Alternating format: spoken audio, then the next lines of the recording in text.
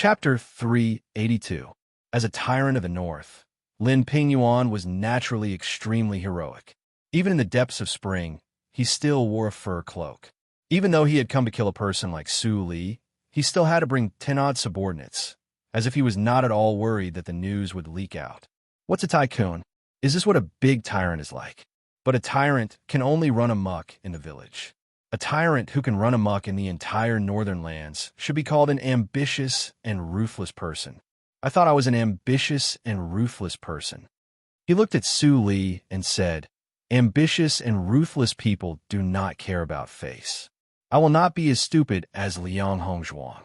I have brought my most trusted subordinates and the determination to kill. I will definitely not care about any principles of fairness. If I can besiege you, then I will besiege you. If I can put 30 poisons in your tea, then I will definitely not miss a single one. I will dig as deep as I can." Normally, Su Li would be disinclined to pay attention to this sort of person, but today, for some reason, he seemed rather interested. He asked, "I feel that you brought too few people." Lin Pingyuan smiled and said, "If Senior hadn't been heavily injured by the demon experts, even if I brought all 3,000 soldiers, I still wouldn't have been a match for a single strike of Senior's. However, Senior is like a tiger that has fallen to the plains, so I only need to bring 10-some people. Moreover, today's matter needs to be kept secret, so bringing too many people isn't appropriate. If by any chance the immortals of the Mount Li Sword sect find out that I killed Senior, do I still want to live?" Su Li smiled and said, "Since you're afraid, you still dare to come and kill me?" Lin Pingyuan said, "The price offered by the other party is too high. I have no choice but to gamble." Su Li sighed emotionally. "You really are worthy of being a great hero of the North. No, you're an ambitious and ruthless person of the North. It's just that according to how ambitious and ruthless people act, when you kill us in a little while, these subordinates should also be silenced by you." Lin Pingyuan waved his hand heroically and said, "Senior, you don't need to sow discord. We have committed all kinds of evil deeds in our lives. We don't trust anyone but each other, so we trust each other very much." Su Li laughed, then turned around and said to Chen Changsheng, "Look, he even said that he doesn't shrink from any evil." Chen Changsheng had been looking at the blood on the floor, both fresh and old. Upon hearing Su Li's words, he gave a sound of agreement. Lin Pingyuan looked at him with a hint of doubt in his eyes. "Where did you come from, young man? Could he be a disciple of the Mount Li Sword sect? In that case, I can only invite you to die with me."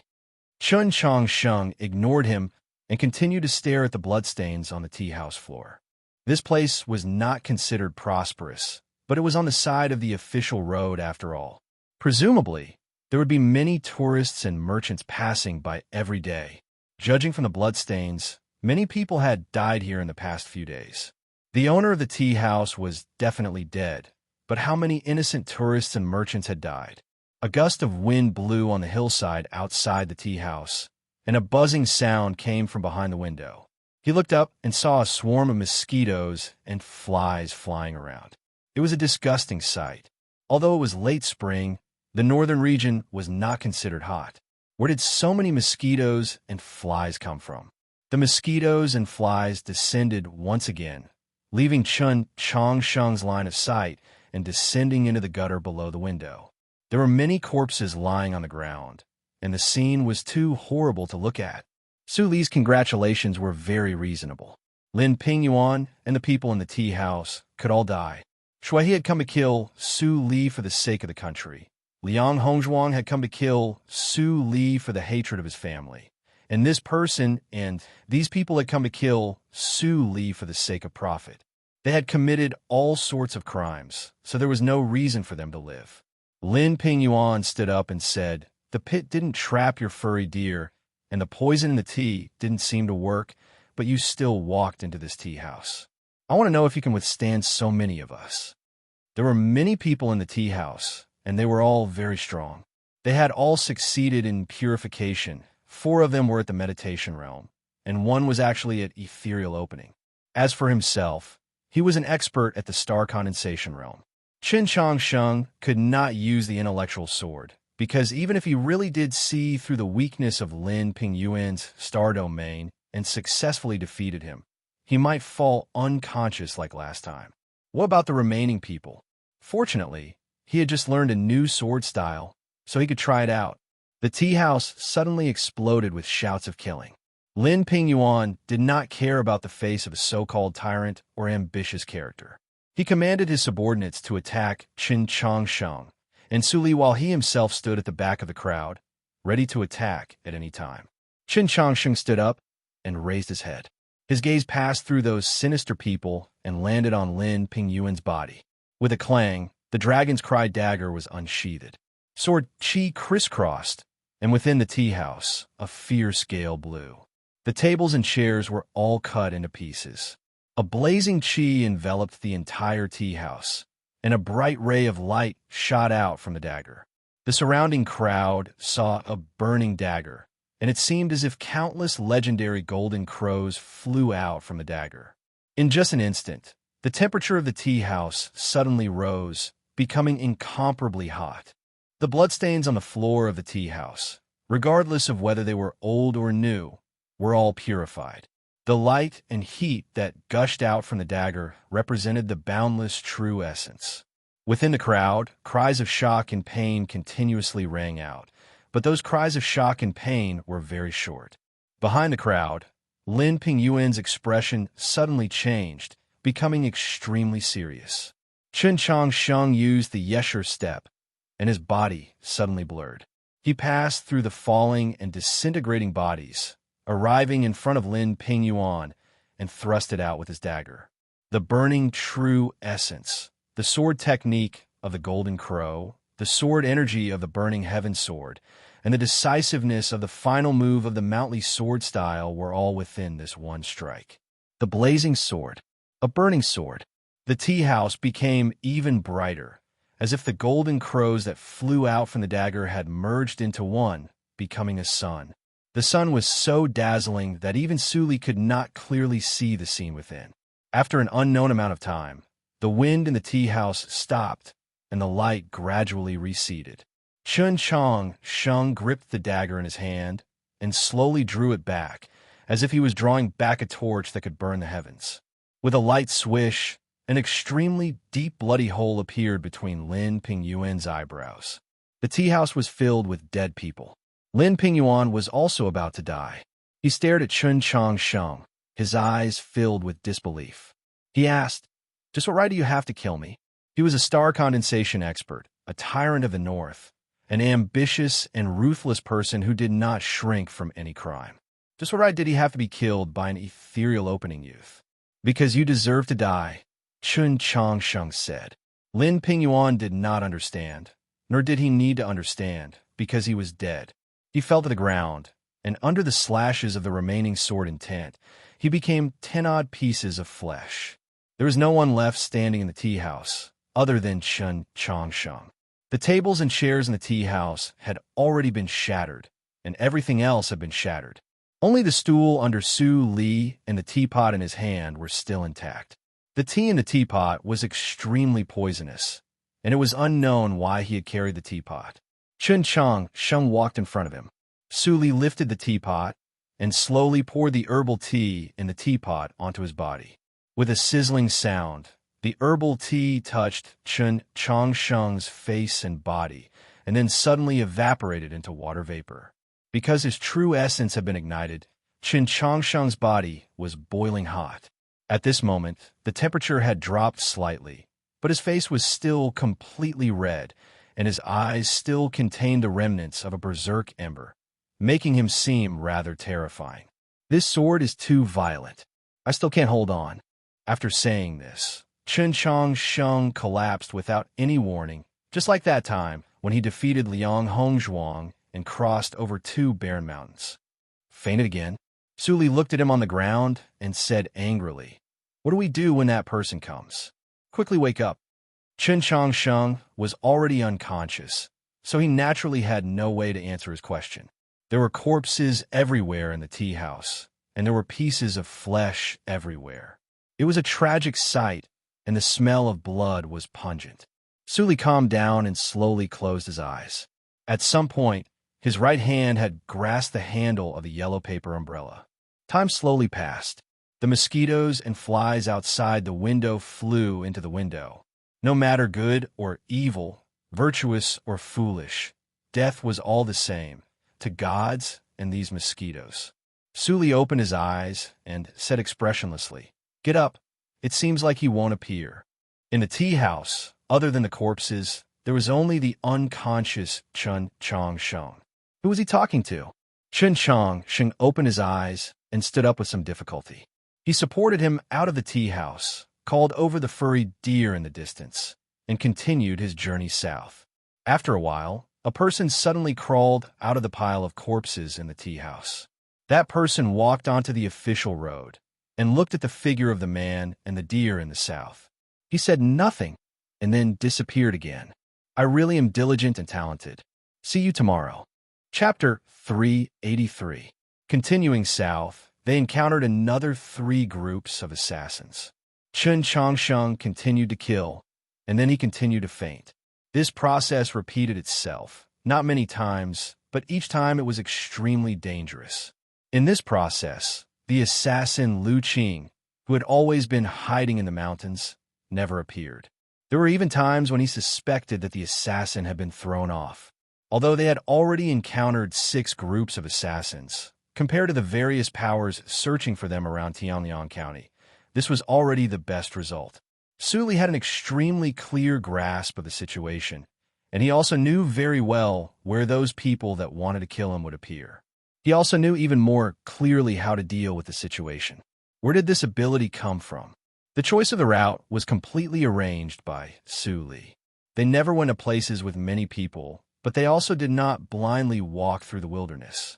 More often than not, they disguised themselves as ordinary travelers and traveled south with ordinary people on the official roads. Chun Chong Sheng felt more and more admiration for his arrangements, but also more and more doubts. One day, he finally could not suppress the doubts in his heart and asked why it was like this. Suli said, "The world is not good for hiding people. The best place to hide people is in the human world, so walking in the human world is the safest, but also the most dangerous. The choice depends on the heart." Chun Chong Sheng then asked what did the so-called depends on the heart mean, and how could he judge it? Suli thought it over and said, "Wait until you are like me and have killed so many people and been killed by so many people, then you will naturally have the ability in this aspect." Chun Chong Sheng said, after thinking it over, if he needed to learn it like this, then it was better not to learn it. Chun Chong Sheng had not learned the story and ability of the assassin in the night, nor could he learn it. His talent in this aspect was clearly somewhat lacking, but his talent in the path of the sword began to reveal its edge under Su Li's guidance. His grasp of the intellectual sword grew deeper and deeper, but his spiritual world still could not support it. His use of the blazing sword grew more and more smooth, but of course, he still had to pay an extremely heavy price from the ignition of his true essence. However, 2 more star condensation experts had been defeated by his sword. Counting it like this, he had already successively completed 5 surpassing cultivation levels, and these 5 surpassing cultivation levels had been continuous. Among his opponents were a long-established divine general like Xue He, as well as a great hero of the north like Lin Pingyuan. Right now, he was still a youth, not even 16 years old. He didn't know if something like this had ever happened in the history of the cultivation world, nor would he know in the future, but at the very least in the several hundred years since Su Li had left the mountain, something like this had never happened, and he himself had never done it. Of course, this did not mean that Chun Chong Sheng was stronger than Su Li back then, because there were many specific differences. For example, Su Li's mind was more focused on the Garden of Zhou, and at that time, he did not have the opportunity to endlessly engage in battles of life and death with star condensation experts. However, Chun Chong Sheng's performance was already sufficiently strong, so strong that Su Li was somewhat moved and then moved. On a certain night, Su Li began to teach Chun Chong Sheng the 3rd sword style. Chun Chong Sheng had only used the time it took for the cold meat soup pot to heat up last night to memorize the sword technique. Su Li looked at him and sighed. "You really are very suited to learning the sword." Chun Changsheng was a little embarrassed and said, "Senior is flattering me. Suitable for learning the sword was an extremely high praise, let alone coming from Su Li's mouth." Su Li looked at him and said, "If I did not have Qiu Shan and to inherit my legacy, perhaps I really would have chosen you." Chun Changsheng waved his hand and said, "There's no need, there's no need. Junior is the successor of the orthodox orthodoxy, so it's impossible for me to take another master." Su Li understood that with Chun Changsheng's personality, it was only natural for him to refuse. It was just that he had refused so quickly, without even the slightest hesitation to make things difficult for him, which still made Su Li feel very uncomfortable. As a result, he expressionlessly analyzed the 6 battles that Chun Changsheng had encountered. Using detailed and accurate data and calculations, he finally came to a conclusion. Your luck is good, or else you would have died a long time ago. Why do you have to be proud of yourself? Chun Changsheng thought about it, and had to admit that the reason he and Su Li were able to live until now was not because of Su Li's insight, Su Li's teaching of the sword, or his talent in the path of the sword, but because of luck. On the road, Su Li had already exclaimed many times in praise of his luck, or in other words, good fortune. He said with great certainty that since he and Chun Changsheng were both people with great fortune, if they traveled together, even if they wanted to die, it would not be easy. After being said so much, he became somewhat numb. Occasionally, Chun Changsheng would even begin to accept that his fate was very good, but when he thought that his fate really was very bad, he would often feel very perplexed. After finishing the leftover cold meat soup from last night, Chun Changsheng tightened his clothes and rubbed his cheeks that were pale from weakness. He began to quietly comprehend the 3rd sword that Su Li had taught him, unwilling to waste a single moment. Su Li leaned on the back of the furry deer and looked at the youth's back in silence for a very long time. Then he looked south and thought silently. "Qiu Shan, there's a pretty good guy coming from behind you. You have to run a little faster, or else he really will catch up." The escape through the wilderness and the official road finally came to an end, and the two arrived outside Xuanyang City. Chun Changsheng gave the 2 furry deer to a farmer outside the city.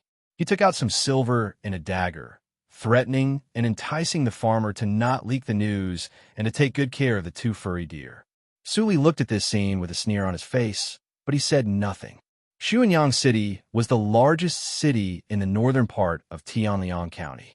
The city was bustling and bustling. Su Li and Chun Changsheng disguised themselves as ordinary traveling merchants and silently snuck into the city. They found an inn to stay in, and no one actually noticed them. This was the first time Chun Changsheng had slept on a bed after entering the Garden of Zhou. His head touched the pillow, and he began to snore, just like how Su Li had slept soundly in the hot springs of the snowy mountains. This time, he slept for an entire day and night. It could be imagined just how great the mental pressure on his journey had been, and just how exhausted he was. After waking up, Chun Changsheng walked to the window and looked at the bustling streets of Xuanyang City in silence for a very long time. He felt that he could not continue like this, because he was truly very tired, very weak. He did not want to continue on the road and then wait for those assassins and experts to appear wave after wave. He did not like waiting for the unknown, did not like this sort of feeling. He found Su Li and said, "Many people have already come to Tianliang County. I believe that the people of the Mount Li Sword Sect have already received the news. Since that's the case, why do we still need to hide our tracks?" Su Li replied, "I said before, I only trust myself." Chun Changsheng said nothing. On this journey, he had seen very clearly that Su Li appeared to be a very undisciplined, and sometimes even very cute, senior and expert. But in reality, he was just like his name, very distant from this world. Su Li did not believe in humanity, did not believe in the human heart, did not believe in his own world, did not speak with this world, so he would never ask this world for help. He walked alone, and he had already walked for several hundred years. But Chun Changsheng did not want to walk like this. He always believed that if he maintained goodwill towards the world would also display goodwill towards him. When you saw the charming green mountains, The green mountains would also find you much more pleasing to the eye. If this continues, we'll be at too much of a disadvantage. While we're sleeping, all we encounter are enemies. We simply can't find a single helper. Where can we find a helper? The world is formed from night and day. In the past few days, we've always been walking in the darkness, so all we see is night, all we encounter is darkness. However, if we walk into the sunlight, perhaps we can see the sunlight. Chen Chongqing looked at Su Li and said very seriously, "Why is Senior not willing to try?" Su Li said, "Where did this sour and rotten poet come from? I'm not willing to use my life to prove that your view is wrong." Chen Chongqing replied, "But I very much want to prove that Senior is wrong." Su Li arched his brows and looked at him. "You can't act recklessly." Chen Chongqing asked, "What do you mean by acting recklessly?" Su Li was very angry. "I know what you want to do, Brad. Don't forget, this is my life. My life is up to me, not the heavens, and it's even less up to you. But for Senior to be able to live until now, isn't it precisely because of my efforts?" Chen Chongqing looked at him very seriously, his sparkling eyes wide open. He looked very cute, but in Su Li's eyes, he was very repulsive. Su Li felt that his hands were somewhat cold. Suppressing his voice, he yelled, "You little madman!" Before he finished speaking, Chen Chongqing walked straight to the window and used both hands to push it open. In the depths of spring, Xuanyang City was a cauldron of voices, and the spring sunshine was bright and beautiful. The window was pushed open, and the sunlight and spring wind poured into the room, illuminating the gloomy night. A shout as clear and bright as the spring sunshine resounded through the streets of Xuanyang City. "Mount Li's junior martial uncle, Su Li, is here. There's still an update on the 29th day of the 12th month.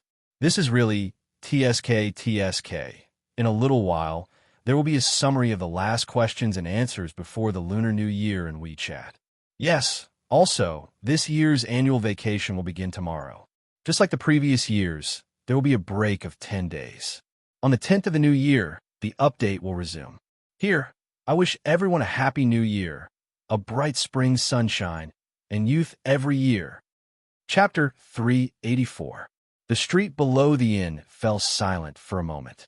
The pedestrians and peddlers raised their heads, looking in astonishment at the place where the shout had come from. They saw Chen Chongqing, and then they heard his next words. "I am Chen Chongqing. Su Li is in the room behind me. Whether you want to kill him or save him, those who want to come, hurry up and come." Just like the previous words, these words similarly drifted through the bright and beautiful spring sunshine of Xuanyang City, drifting extremely quickly and extremely far. Presumably, they would very quickly leave the city and travel to various parts of the continent. Countless gazes fell on the window of the inn, fell on Chen Chongqing's face. The streets of Xuanyang City continued to be quiet for a while, and then they were broken by a cacophony of noise, ushering in a flurry of soldiers and horses. There was the sound of porcelain bowls shattering into 18 pieces on the ground, the sound of windows being roughly slammed shut, the sound of sobbing shouts, the confused and childish questions of child, the sound of parents scolding and beating, the sound of horses galloping into the distance, and even a faint rumble of the heavy city gate closing could be heard in the distance. In just a few moments, the pedestrians and peddlers on the streets of Xuanyang City had all disappeared. The long street became empty, leaving only the waste paper used to wrap oil cakes floating on the street, as well as a few wisps of dust drifting over from the distant city gate. Xuanyang City seemed to instantly become an empty city. Not every empty city was a trap. Sometimes, an empty city meant that it was a dead city, or perhaps it would soon become a dead city.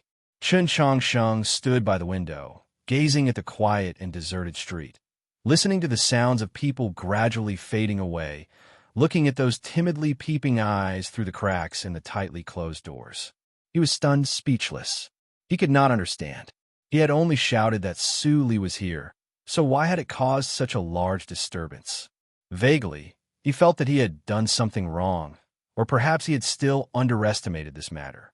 In the deep spring of Xuanyang City, The wind passing through the streets and alleys should have been slightly warm, but at this moment, the furnaces on the side of the street had already been extinguished and there was no sign of human habitation. So this wind became a little chilly. Chun Changsheng subconsciously closed the window again and turned his head to look. He saw Su Li sitting on a chair, somewhat helplessly and somewhat tauntingly asking, "Scared?" Chun Changsheng's voice was a bit nervous. "It's just a gamble." At some point, Su Li's left hand had grasped the yellow paper umbrella. His right hand lightly tapped on the armrest of the chair. Looking into his eyes, he said, "Then I can tell you right now, I have lost a bet. Su Li was here." These 4 words spread with unimaginable speed throughout Xuanyang City. Not even the fastest red falcons or red geese of the Great Zhou army were able to intercept this news. Xuanyang City was deathly still, but behind this deathly silence was true chaos. The bowls and plates of countless ordinary people had suffered a calamity. Countless people had sprained their feet. The place with the most tense atmosphere was naturally the inn that Su Li and Chun Changsheng were in. At the same time, this inn was also the source of this chaos. The guests eating had fled as fast as they could, and many of the guests staying in the inn had disappeared along with the stream of people without even bothering to take their luggage.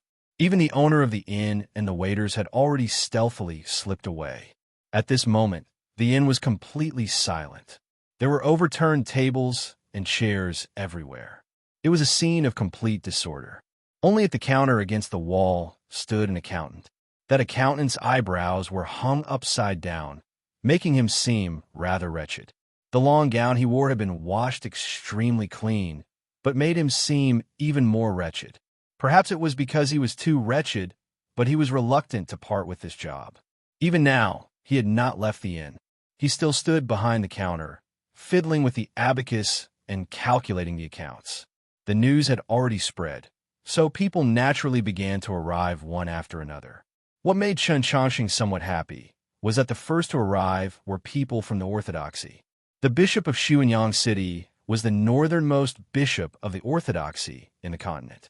He had an extremely high status and an extremely heavy authority. The current bishop of Xuanyang City was called Hua Jiefu, and he was the Pope's trusted aide. As a result, his status in Xuanyang City, and even in the entire Tianliang County, was extremely revered. Whether it was the Lord of Xuanyang City or that princely estate, he very rarely had to personally pay a visit. However, today he had to personally come to this inn, and the attitude he displayed made the entire Xuanyang City somewhat uncomfortable. Hua Jiefu did not allow the several dozen accompanying priests to enter the inn. He stood in front of the stone steps, tidied up his red clothes, and then walked in alone. He appeared very low-key, even faintly humble. If Su Li were not heavily injured and did not have long to live, this respect would naturally have been given to him. However, right now, this respect was given to Chun Changsheng. Chun Changsheng was currently the principal of the Orthodox Academy. Using Archbishop Mei Lisha's words, within the Orthodoxy, besides the Pope, he did not need to bow to anyone. On the contrary, others should bow to him. It was just that a cardinal of noble status respectfully bowing to him still made him feel very uncomfortable, and he subconsciously leaned his body to the side. Hua Jiefu straightened his body, not even glancing at the tightly shut door to his side. He said to Chun Changsheng, "We just received the news that Sir was still alive, but we were unable to confirm it. Seeing Sir today is truly a joyous matter. I believe that once this news reaches the capital, His Holiness will also be very happy. Countless people in the capital will raise their heads in anticipation of Sir's return." He did not finish speaking, but his words were already straightforward enough.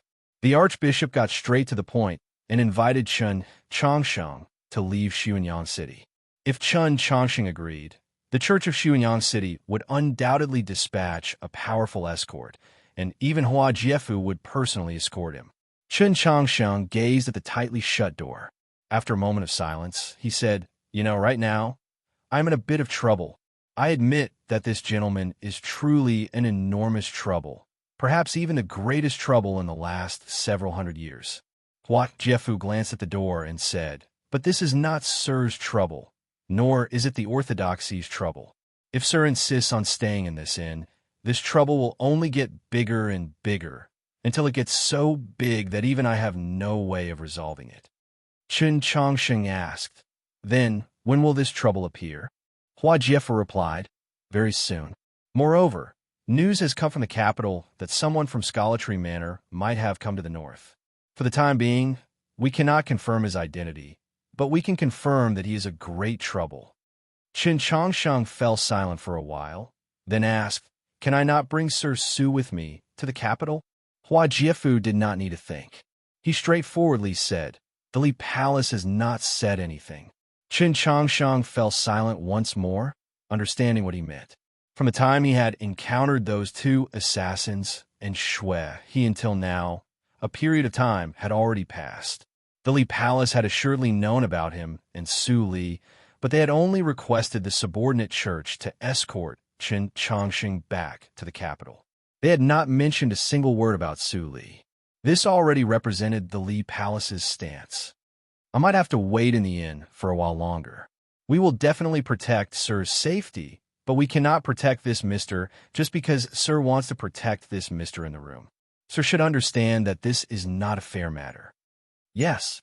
Chen Chongsheng looked at Hua Jiefu and said, "So you can pretend that you don't know that I am in Xuanyang City." Hua Jiefu replied, "But Sir is in Xuanyang City, and how long does Sir want to stay? In the end, every person's troubles have to be resolved by themselves, not to mention that Mr. himself is a problem." Chen Chongsheng thought it over, then said, "I want to wait for someone from the Mount Li sword sect to come, or someone he trusts who has the ability to protect him." Hua Jiefu sighed. Everyone knows that Su Li has never trusted anyone. He has no friends, not a single one. If Sir wants to wait for such a person to appear, how long will you wait? Perhaps, but I always feel that there should be someone willing to help him. Saying this, Chen Chongsheng turned around and walked back into the room. Hua Jiefu suddenly said from behind him, "Sir probably does not know something has happened outside the Garden of Zhou. Sir really needs to return to the capital as quickly as possible to resolve it." Chen Chongsheng stopped and asked, "What is it?" Hua Jiefu replied, "Liang Xiaoxiao is dead." Chen Chongsheng had not expected to hear this sort of news. After staring blankly for a while, he asked, "He was a spy of the demons. Who killed him?" Hua Jiefu's expression was rather complicated. He said that he was killed by Sir. Chen Chongsheng was very shocked. "He said that? I killed him?" "Yes." Although he did not say anything before he died, everyone knew what he meant. Hua Jiefu looked into his eyes and said, "He died under the last move of the Mount Li sword style. In the Garden of Zhou, only Qi Jian and Sir know this sword style." Chen Chongsheng was stunned, unable to understand what was going on. Hua Jiefu finally said, "Liang Xiaoxiao said that Sir and Zhixio were spies of the demons. Zhixio has already been sent to Zhou prison." Hearing this, Chen Chongsheng fell silent for a very long time. He knew that he had to return to the capital as quickly as possible, but how could he leave now? He gazed at the tightly shut door and felt that it was very troublesome. The Spring Festival has not yet passed, so the holiday has ended. I wish everyone a happy new year. I have just begun to resume my work, so I need to slowly find my state. The number of updates won't be too many. Last month, I am still quite a ways off from the promised 80,000 characters. This month, I will make up for it. The new year will bring a new atmosphere. Although I can't do it, I still need to work harder. I once again wish everyone a happy new year. Chapter 385. Chen Chongsheng pushed open the door and walked up to the chair. He recounted to Su Li everything he had just heard, leaving nothing out. Su Li lightly tapped the armrest of the chair. After a moment of silence, he smiled. "The human world is full of troubles. What we need to do is resolve these troubles. Your troubles are actually not too troublesome. Although Liang Xiaoxiao's move was truly very beautiful, as long as you return to the capital, it can be resolved. If I can return to Mount Li, it will obviously be even easier to resolve." Chen Chongsheng understood his meaning. If Liang Xiaoxiao's death was because he wanted to use his life to do something, then this trouble was truly extremely difficult to resolve. However, he was still a popular figure of the orthodoxy. As long as the Pope still trusted him, the problem was not too big. As for the Mount Lee sword sect, as long as Su Li could return to Mount Lee alive, who would dare to question a word he casually said? Su Li's words seemed simple, but they were actually not simple at all. He had combined two troubles into one, resolving Chun Chongsheng's greatest problem. Chun Chongsheng did not need to make another choice. He only needed to maintain his original way of thinking. Afterwards, many troubles will appear in Xuanyang City. I seem to have underestimated the severity of this matter. The orthodoxy is not willing to appear, so I have no way of resolving these troubles. Sir is right. I seem to have lost my gamble. Chun Chongsheng walked up to the table and took a sip of tea, moistening his somewhat parched throat. Su Li's eyebrows rose even higher, and his smile flourished even more. Of course you will lose your gamble, but your shout still has its benefits. At the very least, you've resolved my greatest trouble. Chun Chongsheng put down the teacup, somewhat confused. He thought to himself, just what did I do? You've exposed my whereabouts, and the entire continent is watching Xuanyang City. In the end, old Yin still wants some face, so he can't let the disciples and grand disciples of the orthodoxy kill me in broad daylight. Su Li's smile faded, and he calmly said, if it weren't like this, then that cardinal outside the door would definitely be thinking about how to kill me. So at the very least, you've resolved the great trouble of the Li Palace. Chun Chongsheng thought it over and realized that this was indeed the case. It was just that the orthodoxy's great problem had been resolved, but that did not mean that he had the ability to resolve the following problems. Hua Jiefu's previous attitude had been extremely clear. The orthodoxy truly would not do anything to Su Li, but it would also absolutely not help Su Li. At most, it would be a stance of not helping either side. While he was thinking about these things, a loud noise suddenly came from the silent street outside the inn. He walked to the window and opened it. He saw a cloud of dust behind the houses across the street. The walls and houses of the houses were collapsing. It was as if a huge monster was walking in his direction, or as if an earthquake was spreading. The priests outside the inn exclaimed, "The prince's mansion! Move the carriage!" Upon hearing this, Chun Chongsheng was slightly startled. He looked at the approaching smoke and dust on the opposite side of the street and felt the tremors of the ground. He thought to himself, what does this mean? Who is heading toward the inn? He didn't have time to think further. He jumped out of the window and landed on the stone steps in front of the inn. At this time, Hua Jiefu also walked out of the inn and stood beside him. His expression was extremely grim, and he seemed abnormally solemn. Who came? Chun Chongsheng asked. The Liang household's imperial carriage. Hua Jiefu looked at the smoke and dust on the opposite side of the street and slightly creased his brow. This imperial carriage has not left the prince's mansion for almost 100 years. I didn't think that it would move today. It was still that Liang character. It really was that Liang character. Chun Chongsheng and Su Li had journeyed south and learned of the distribution of many powers in the cultivation world. He was even more vigilant towards the surname of Liang, because Liang Xiaoxiao was surnamed Liang and Liang Hongzhuang was also surnamed Liang. The surname Liang was once the surname of the country. The Liang clan was the imperial clan of the previous dynasty of the Central Plains, and they once had an incomparably close relationship through marriage with the current imperial clan of the Great Zhou, the Qin clan. 1,000 years ago, the Chun clan replaced the Liang clan, but they still treated the Liang clan with the utmost respect. Perhaps it was because of their past relationship through marriage, or perhaps it was because they were ashamed. In short, they gave them all kinds of special treatment. After the founding of the Great Zhou dynasty, the Liang clan left the capital and returned to Tianliang County, where they were conferred the title of prince. However, they were still once monarchs, so how could they possibly be willing to accept such a fate? They still yearned to recover their former glory, but time was always battered by the wind and rain. Besides the fact that their bloodline was still noble and they were still revered by the people of the world, they had long since lost the ability to change the heavens and the earth. It was probably because of this that they were able to exist in the north of the continent until now. However, the surname that had once ruled over the entire continent naturally possessed an extraordinary bloodline. Countless experts had appeared in the Liang clan over the past 1,000 years, but in this generation, the most famous was the young prince of the Liang household, Liang Wang's son. Just as Hua Jiefu had said, the imperial carriage of the Liang household had not been moved for many years. Today, the imperial carriage had left the prince's mansion, breaking through the walls and trampling over the courtyards towards the inn.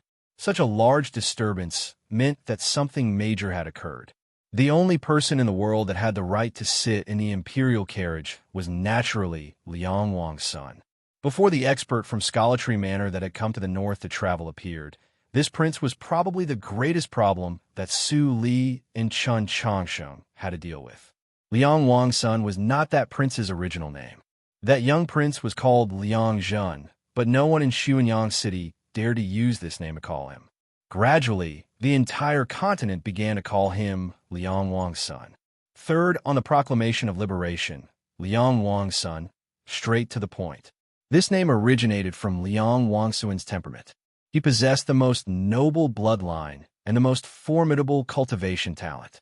When this young prince did things, he was always very direct, very straightforward, or perhaps very tyrannical. The imperial carriage of the Liang household was truly too large. It was simply impossible for it to reach the long street that the inn was located on. As a result, the attendants of the prince's mansion began to tear down the building, tearing it down from the north of Xuanyang City all the way here. It was truly tyrannical to the extreme. With a massive boom, the building on the street across from the inn collapsed, sending up a cloud of dust. An extremely luxurious imperial carriage slowly appeared in the midst of the cloud of dust. This imperial carriage was about 10 zhang wide and also 10 zhang long. Its surface was paved with the extremely valuable black nightmare stone. Some master had personally carved several hundred layers of flower petals, making it seem like a lotus seat. On both sides of the lotus seat were several dozen obedient children and young girls. On such a large lotus seat sat only one person. This person was extremely handsome. His black hair was tied up extremely tightly. His clothes seemed simple, but they were actually extremely exquisite.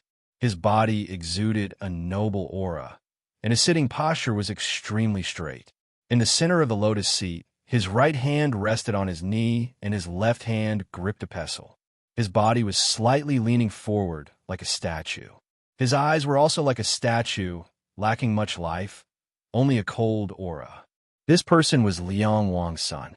He directly opened a great gate in the myriad buildings of Xuanyang City. He wanted to see the mountain, and then push down the mountain. Yesterday's chapter's title is not good to use, so it's changed to today's.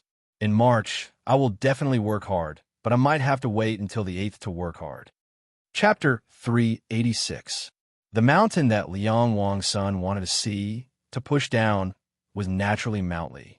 The entire continent knew that Su Li was Mount Li. In the past, this mountain was too high to climb. Even experts like Wang Pe, Xiao Zhang, and Liang Wang's son, who were high up on the proclamation of liberation, were unable to directly challenge it. But now, Su Li was heavily injured, and this mountain was already tottering on the verge of collapse.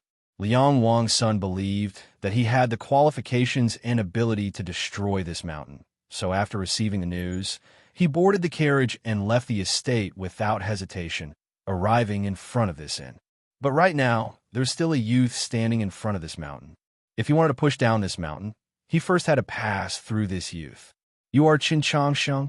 Liang Wang's son calmly asked the youth in front of the stone steps of the inn. Qin Changsheng did not reply, because he was currently very nervous. Other than the glance he had given Wang Pe at the entrance of the Mausoleum of Books, this was his first time seeing someone on the proclamation of liberation. These people were the true core strength of the human world. The era of blooming wildflowers had begun with the appearance of names like Liang Wang's son. Of course, after coming to the capital from Shiliang village, he had already seen many truly powerful figures, but those powerful figures were too high up. Whether it was the Pope or Su Li, even if they could be considered close, he still could not feel that they were real. But this young prince on the Black Lotus carriage was different, because with Chun Chongqing's current cultivation and reputation, he had long since surpassed the boundaries of the proclamation of Azure Sky and entered the proclamation of Golden Distinction. In other words, he was already very close to the proclamation of liberation. Only by getting close could one truly feel the pressure, or perhaps the disparity. Liang Wangsuan's brows slightly rose. Chun Chongqing's silence somewhat surprised him, but for some reason, he did not get angry. Instead, he calmly asked once more, "You're Chun Chongqing?" This time, Chun Chongqing truly came to his senses and realized that the other party was asking him. His opponent had come to kill Su Li, but the person who dared to kill Su Li had first placed his attention on him. If it were any other youth, perhaps they would have felt a little proud and pleased, but he did not, because he did not have the self-awareness of being famous. In reality, no matter if it was the Ivy Festival, the Grand Examination, viewing the monoliths in the Mausoleum of Books, or his subsequent appointment as principal of the Orthodox Academy, all of these events had already made him the most famous person on the continent. Even a person like Liang Wangsun had to first say a few words to him, even if they were just words of courtesy. The street in front of the tavern was quiet, and the dust gradually settled. Other than the priests that were scattered all around, a lot of figures could be faintly seen. Those people were probably the King's Mansion's warriors that were ready to attack the tavern at any time, but they didn't move at the moment because everyone was waiting for Chun Chongqing's reply. The young Taoist of Xining Village already had the qualifications to interact with someone like Liang Wangsun on equal footing. But contrary to everyone's expectations, Chun Chongqing didn't say anything. He directly turned around and walked into the inn, closed the door, then turned into a wisp of smoke and ran to the second floor. Liang Wangsun sat upright and still in the middle of the Black Lotus. His eyebrows rose even higher, a faint smile on his face. Pushing open the tightly shut door, Chun Chongqing arrived in front of Su Li's chair and said, "Let's run." Su Li opened his eyes and glanced at him. "I've already placed my bet. It's too late to concede." Chun Chongqing lowered his head and said nothing, his chest rising and falling. He wanted to take Su Li and escape, which naturally meant that he had already overturned his original plan. He had conceded, because the difference in strength was here, so he had no choice but to concede. Because with just a glance, he knew that he had absolutely no chance of defeating Liang Wangsun, not even a hair thinner than a strand of hair. Outside the tavern, the street was as quiet as before. Liang Wangsun looked down at the Archbishop of Xuanyang City and asked, "Does the Orthodoxy care about this matter?" Hua Jifu's face was also expressionless. "I don't care about the life and death of unrelated people, but we have to care about Principal Chen's safety." Previously, Chun Chongqing had said to the Archbishop that he could pretend that he didn't know that he had come to Xuanyang City, but the entire city knew that he was here, so how could the people of the Orthodoxy not care about him? "I don't understand why this young Principal Chen wants to care about this matter, but I don't care." Liang Wangsun took out a snow-white handkerchief from his sleeve and lightly wiped at the dust on his clothes. "Since the carriage of the princely estate has been moved, there must be a conclusion to this matter." Hua Jiefu looked at him with a grave expression and said, "His Holiness the Pope is waiting for Principal Chen's return in the capital." Liang Wangsuan's movements slightly paused. After a moment of silence, he said, "Then all of you send him back. If he's not willing to leave, I might have to kill him as well." Hua Jiefu shook his head. "If that happens, the Liang household will have no descendants." The Archbishop's words were very plain, without the slightest hint of threat. This was because this was an objective fact. If Chun Chongqing died in Xuanyang City, anyone could imagine how the Orthodoxy would react. But it was only because it was plain that it was unyielding. Liang Wangsun fell silent once more. He threw the slightly ashen handkerchief under the carriage and said with some interest, "Have no descendants? After that matter 10-odd years ago, do you think there's any meaning in the existence of my Liang household? Today, I killed Su Li in broad daylight. Am I not afraid that Mount Li will kill my entire family? So this is useless to me." Hua Jifu felt the spring wind suddenly turn cold. 10-odd years ago, the saints had forcefully covered up the truth of the most terrifying massacre after the bloody incident of the Orthodox Academy, so he was not very clear on all the details of that major event. However, he was keenly aware of the bitter price the Liang household had paid. He looked at the young prince on the carriage and advised, "There's no need to be so resolute." The Black Lotus carriage was very large. Liang Wang's son, sitting in it, seemed like he was sitting on an upper floor, perfectly level with the second floor of the inn. He looked at the tightly shut window on the second floor of the inn and sighed. Who asked those 4 words to be so resolute? Xuanyang City had become a silent city of death, a massacre at hand. All of this was because Chun Changsheng had pushed open the window and shouted those 4 words into the bright and beautiful spring light. Suli was here. These 4 words had forced Chun Changsheng and Suli into a land of death. In truth, it had also forced those people that wanted to kill Suli into a desperate situation. The orthodoxy could no longer move against Suli. The Great Zhou army could no longer move against him. Those that wanted to kill Suli in secret, like Liang Wang's son, could only do it openly. There were many things in the world that could only be done and not said, much less seen by others, or else it would be hard to explain, whether it was to the people of the South or to the books of history. Like killing Suli, this could only be a bloody affair hidden in the shadows of history, just like the alliance of fallen Willow Plains, just like the coup of the 100 Herb Garden, just like the truth behind the disappearance of the Zhou dynasty *****. But Chun Changsheng had only used 4 words to turn this matter into a grand occasion known by the entire world. The banquet has already begun, so how can I leave early? In a gloomy room of the inn, Suli sat on a chair. He looked at the lowered head of the youth in front of him and smiled. I taught you how to march and arrange armies, taught you how to wield the intellectual sword as you wish. You learned very well, even exceeding my highest expectations of you. You were actually able to transform all the myriad changes into that shout just now. Now, I'm really rather curious. Just how long can you protect me? It is still the end of the year. There are countless dinners and gatherings. It really can't be helped. I've made everyone wait for so long. I'm sorry. Chapter 387. By shouting out Su Li's whereabouts, he had forced all the people and matters hidden in the darkness into the light of day.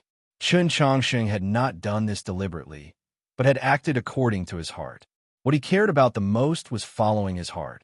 But before doing this, he had naturally carefully considered the consequences and felt that the benefits would outweigh the disadvantages, just as Liang Wang's son had sighed ruefully. This was a sort of strategy and also a sort of calculation. On his journey south, the principles that Suli had taught him, like strategies and sword styles, had all been used by him.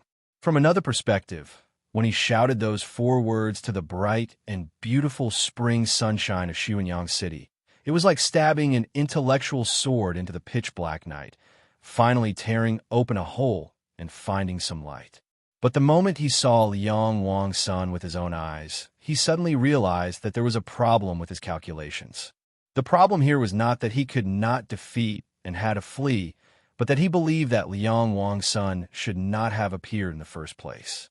Liang Wang's son had disregarded the inheritance of the Wang estate and the surging will of the people. He had actually come to kill Su Li in broad daylight. Just why?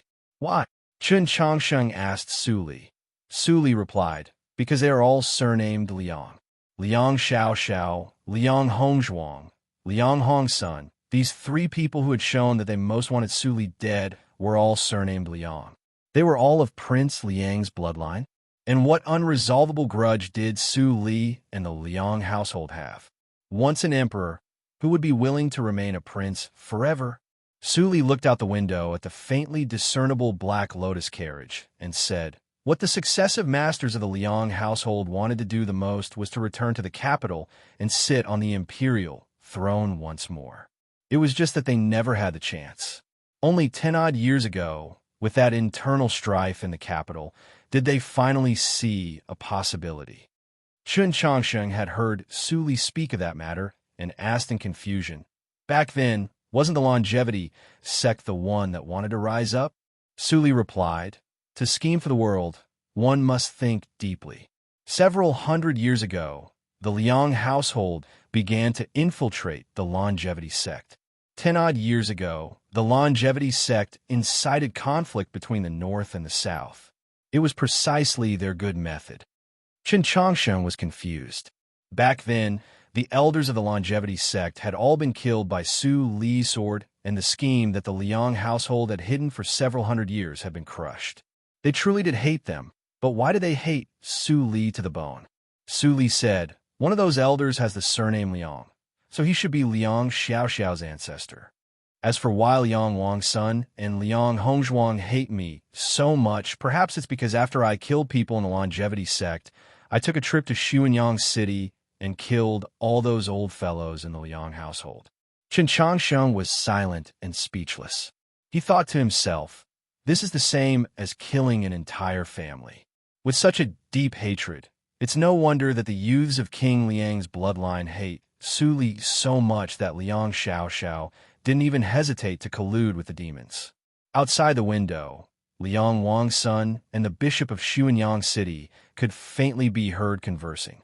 Qin Changshan listened silently for a while and suddenly asked, "Senior, do we really need to kill so many people?"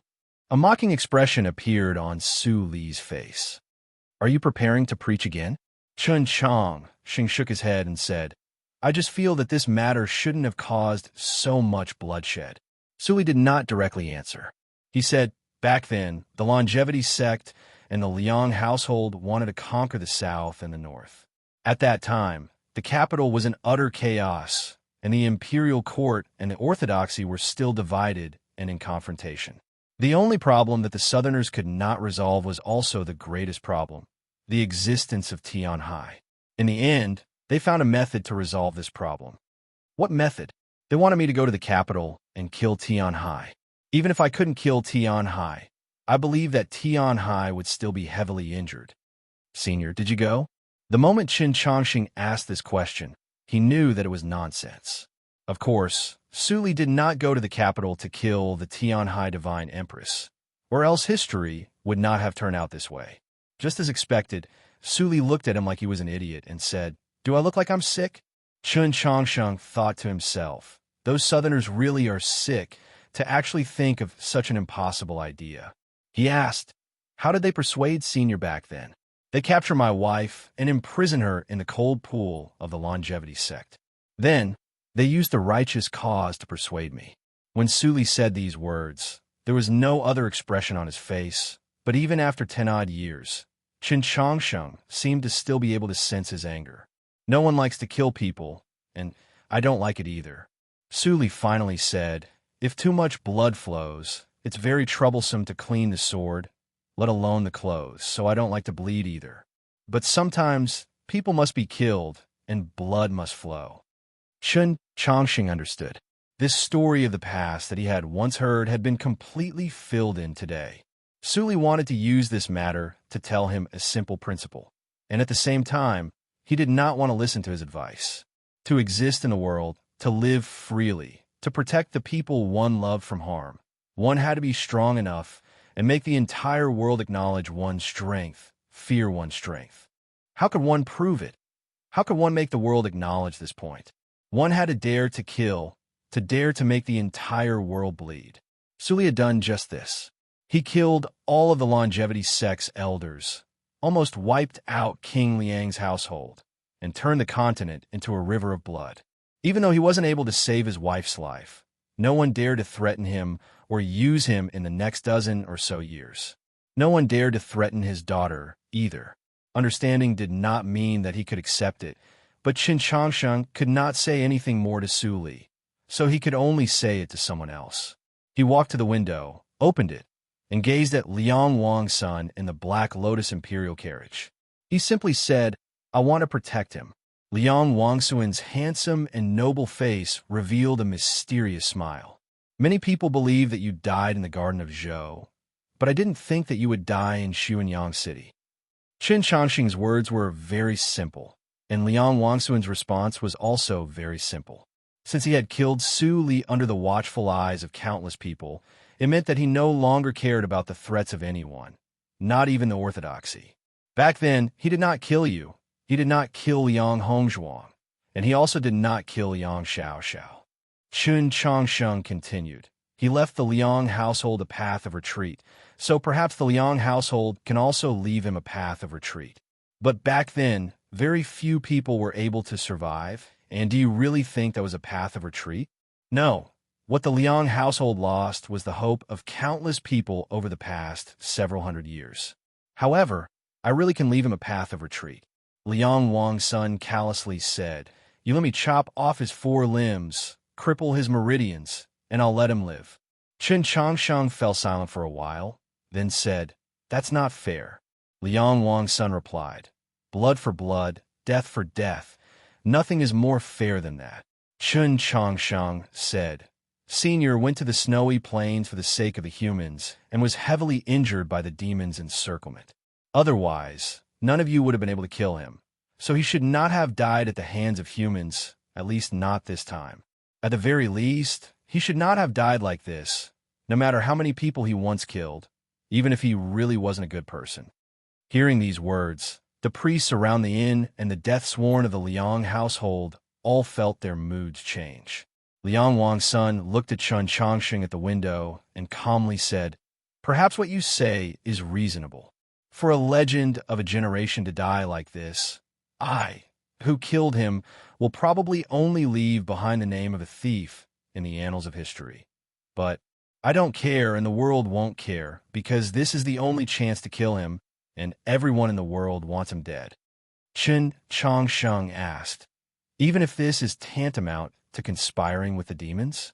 This is a shameless murder, let alone conspiring with the demons.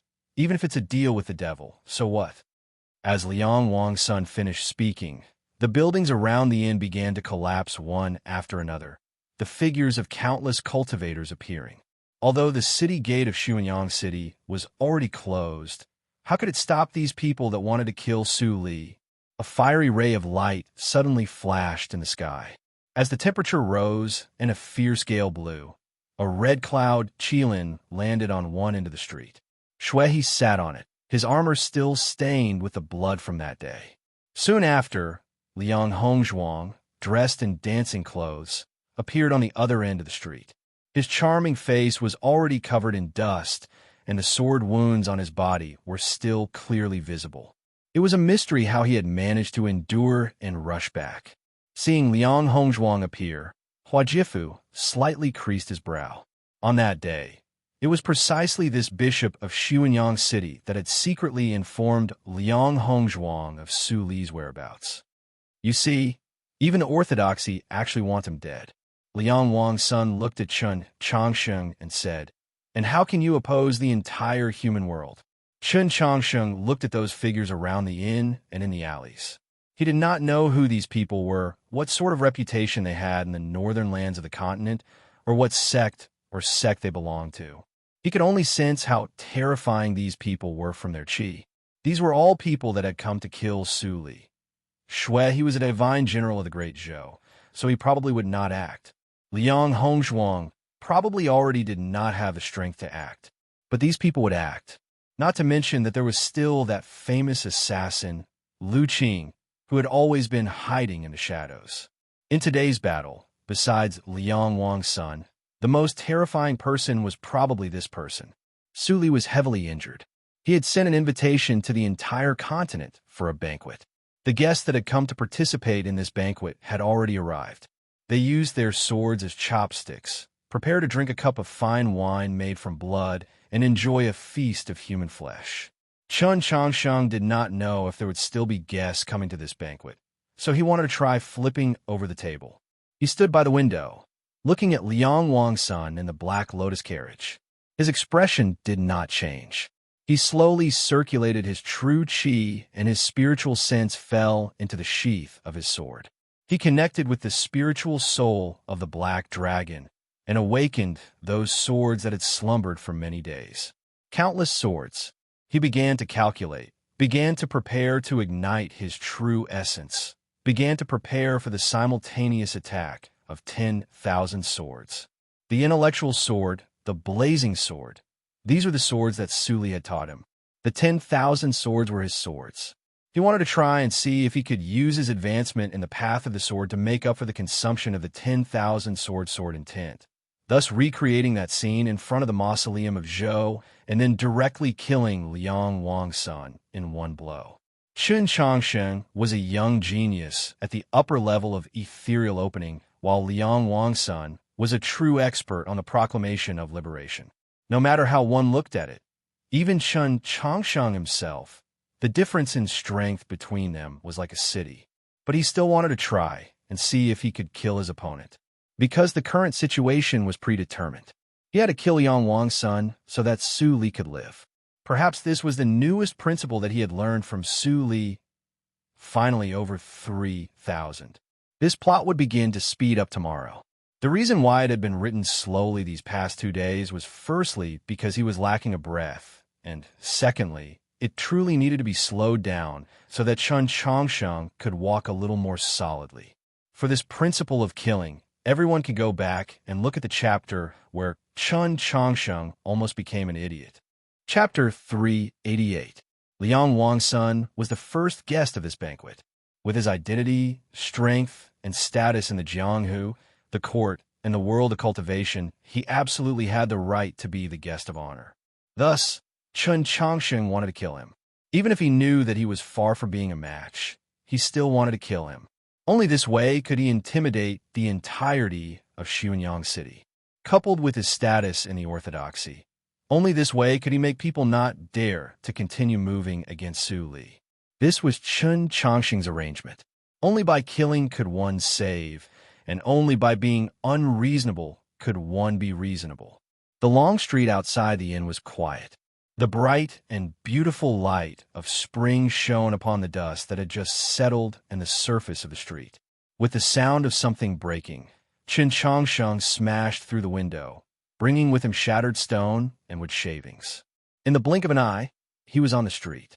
The carriage of the Liang household was 2 stories high. In front of the inn, he broke through the window and arrived in the middle of the carriage. His feet had not landed on the carriage, but his dagger had already left its sheath and pierced towards the space between Liang Wangsuan's eyebrows. This strike was silent, without any power to speak of, nor could one sense any majestic ripples of true essence. It was like it had added an unremarkable brilliance to the bright and beautiful light of spring, yet it had shocked many people. Even Liang Wangsuan's expression had turned solemn. The sword intent of Chun Changsheng's strike was extremely refined and powerful. It seemed to have already surpassed the existence of sword energy. The people on the street who saw this strike, whether they were the cultivators who dared to kill Su Li, the priests of the Orthodox Church of Xianyang City, the death-sworn of the Liang household, or those ordinary servants and maids who did not understand cultivation or the path of the sword, all felt their eyes become somewhat sore. That sore feeling came from Chun Changsheng's sword intent, an incomparably sharp sword intent that also contained an innate pressure. His dagger was currently the new generation of the Dragoncry sword. This strike of his was like a dragon emerging from the sea, its light illuminating the surroundings. It seemed unremarkable, but it was actually extremely like a sun, so piercing that everyone had to squint their eyes. Everyone was shocked. Only now did they realize that Chun Changsheng's cultivation of the path of the sword had already reached such a level. Only Xue He and Liang Hongzhuang, who had fought against Chun Changsheng, were mentally prepared and didn't have any reaction. Although Chun Changsheng was already very famous and was viewed by many as one of the most talented youths of a younger generation of cultivators beneath Qiu Shanjun and Su Yu Rong, in the end, not many people had personally witnessed his cultivation level, especially in the north of Xianyang City. The cultivators here only knew that he was unordinary, but they didn't expect that at such a young age, he had already cultivated to the peak of ethereal opening. What was even more frightening was that his attainments in the path of the sword were so profound. In this very short period of time, many people, including Bishop Hua Jiefu of Xianyang City, could not help but have a thought that would normally be impossible. Could it be that Chun Changsheng's sword really could threaten Liang Wang's son? Sitting within the carriage and facing the edge of the sword Liang Wangsun was able to perceive Chun Changsheng's sword manifestation more vividly than anyone else on the street. Yet, what was puzzling was that Chun Changsheng didn't move at all. He quietly looked at Chun Changsheng's sword, his eyes calm and indifferent, giving off a noble and inviolable feeling. The Vajra pestle in his right hand suddenly shone brightly, instantly swallowing up the light on Chun Changsheng's sword. Was this an almost perfect star domain? Just as Chun Changsheng was thinking this, he suddenly felt that something was wrong, because his sword had very easily pierced through that light. Man and sword became one. When the dagger pierced through that light, he also entered that light. His 2 feet finally landed on the Liang household's carriage, stepping on solid ground. But his sword could not pierce through the space between Liang Wangsuan's eyebrows, but stopped right in front of it. At some point, Liang Wangsuan's left hand, which had been hanging by his side, had been raised, blocking Chun Changsheng's dagger. He had only used 2 fingers to clamp down on this dagger. Those 2 fingers seemed rather delicate and soft, even somewhat like a woman's, but in reality, they were like 2 mountains. Even if Chun Changsheng's sword was a true dragon, it might still be caught between these 2 mountains, unable to advance. Before breaking through the window and unleashing his sword, Chun Changsheng had made the most deductions and calculations for this battle, and they were all focused on how to find the weakness or flaw in Liang Wangsuan's star domain. He had not expected at all that Liang Wangsun had not even used his star domain, and had only used 2 fingers to stop his sword. Was this the confidence and dignity of an expert of the proclamation of liberation? Looking at Liang Wangsuan's dignified eyes, Chun Changsheng suddenly felt his body grow somewhat cold. This person's strength and cultivation were too deep and unfathomable, far more powerful than he was. But the coldness in his body did not originate from this difference in strength because he was still hiding something. His true sword had not yet pierced out, but rather came from some sort of vague feeling. Liang Wangsun did not use his star domain. It had nothing to do with confidence, nothing to do with contempt, and it probably did not want to humiliate him, because that did not fit with his status and bearing, and it was also not a mistake that a true expert would make. Then what exactly did he want to do? Just as expected, in the next moment, right before Chun Changsheng had no time to use his true sword, Liang Wangsun moved. With a slight movement of his spiritual sense, stardust danced on the black lotus carriage, and a strand of qi separated the 2 worlds. Liang Wangsun had used his star domain. At this moment, Chun Changsheng was in front of him, so he had also entered his star domain, or perhaps it could be said that he was trapped in his star domain. To a star condensation expert, the most important use of a star domain was to protect oneself from any attack. What was Liang Wangsuan's intention in doing this? Chun Changsheng knew that his opponent's actions had a deeper meaning, but he could not understand it for a moment. However, his sword heart was not in disorder, his sword intent as steady as before. His right foot stepped forward, and the true essence in his body instantly began to fiercely blaze. Liang Wangsuan's eyes grew even brighter, even more solemn, and even more serious. It was very obvious that he had sensed the explosive increase in Chun Changsheng's true essence, and also sensed the possible danger. Liang Wangsun knew that in a moment, Chun Changsheng's true sword would arrive. At this moment, he did not know that this sword was at least several thousand swords. He only knew that in a similar moment, Su Li would die.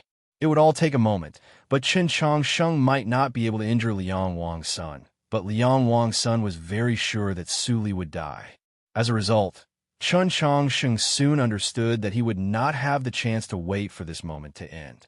Because at the beginning of this moment, a snowflake had drifted down onto the carriage of the Liang household. Countless snowflakes had fallen onto the streets around the inn. In the middle of spring, Xuanyang City had suddenly experienced a snowfall. Chun Changsheng looked into Liang Wangsuan's eyes and saw many emotions, but he did not see any killing intent.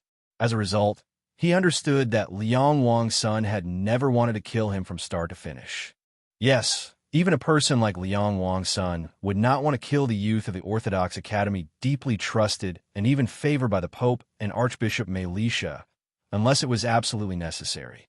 He had taken the risk to use his star domain and leave Chen Changsheng on the carriage because he did not want Chen Changsheng to act. This battle was not between the two of them. The true killer of Su Li was someone else. Who was that person? Just who was the last guest to arrive at this banquet? The spring scenery had already been submerged in the snowstorm. A person suddenly descended from the snowy sky. It was a freak, his face covered in a sheet of white paper. 2 holes had been dug into the paper, revealing 2 eyes. The rest of the paper was a nose and a mouth drawn with simple lines. The freak's eyes were emotionless, devoid of spirit, and devoid of love, but they were so cold that it made one feel incomparably crazy. A string was tied to the freak's waist. The other end of the string was in the sky, tied to an incomparably massive paper kite. That paper or kite incessantly sprinkled paper to the ground. There was no wind or snow. The snowflakes fluttering through Xuanyang City were actually all paper. The freak's cultivation was terrifyingly strong. Even though he was still several dozen zhang from the ground, his tyrannical and crazy qi had already reached the streets. Those cultivators with slightly weaker cultivations closed their eyes to resist, while those ordinary people directly fainted. In the blink of an eye, the black tiles and old eaves of the inn were completely crushed into rubble. With a muffled sound, the entire roof of the inn collapsed, the walls shattered, revealing the scene inside. In the dust and flying snow, the crowd could faintly make out the broken beams and furniture on the ground. In the ruins, there was a chair. A middle-aged man sat on the chair, his hand holding an old-fashioned yellow paper umbrella.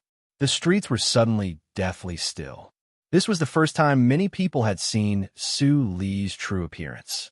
The person descending from the sky thrust a spear at Su Li's body. The spear suddenly struck. The paper snow suddenly scattered. The wind and thunder stirred. The people around the inn cried out in alarm. Xiao Zhang. Painted armor, Xiao Zhang. A person had ridden a kite to Xuanyang City to kill someone. He had sprinkled paper snowflakes ahead of time to send off the person he wanted to kill, because he believed that since he had come, that person would inevitably die, even if that person was Su Li. Besides that madman ranked second on the Proclamation of Liberation, who else could do such a crazy thing? To make such an arrogant entrance, who else but painted armor Xiao Zhang could do it? The moment the spear appeared, Xuanyang City moved.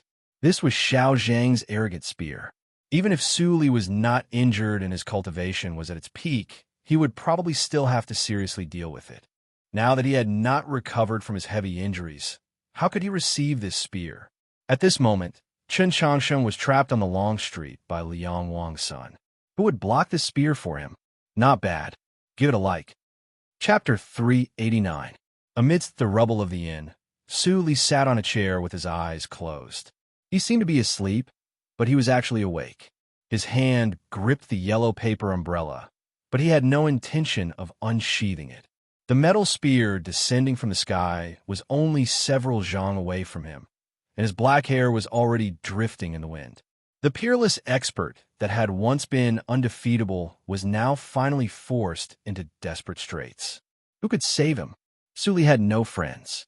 He had also never trusted anyone, except the people of Mount Li. Yet Mount Li was too far away. In Xuanyang City, there was only Chen Changsheng.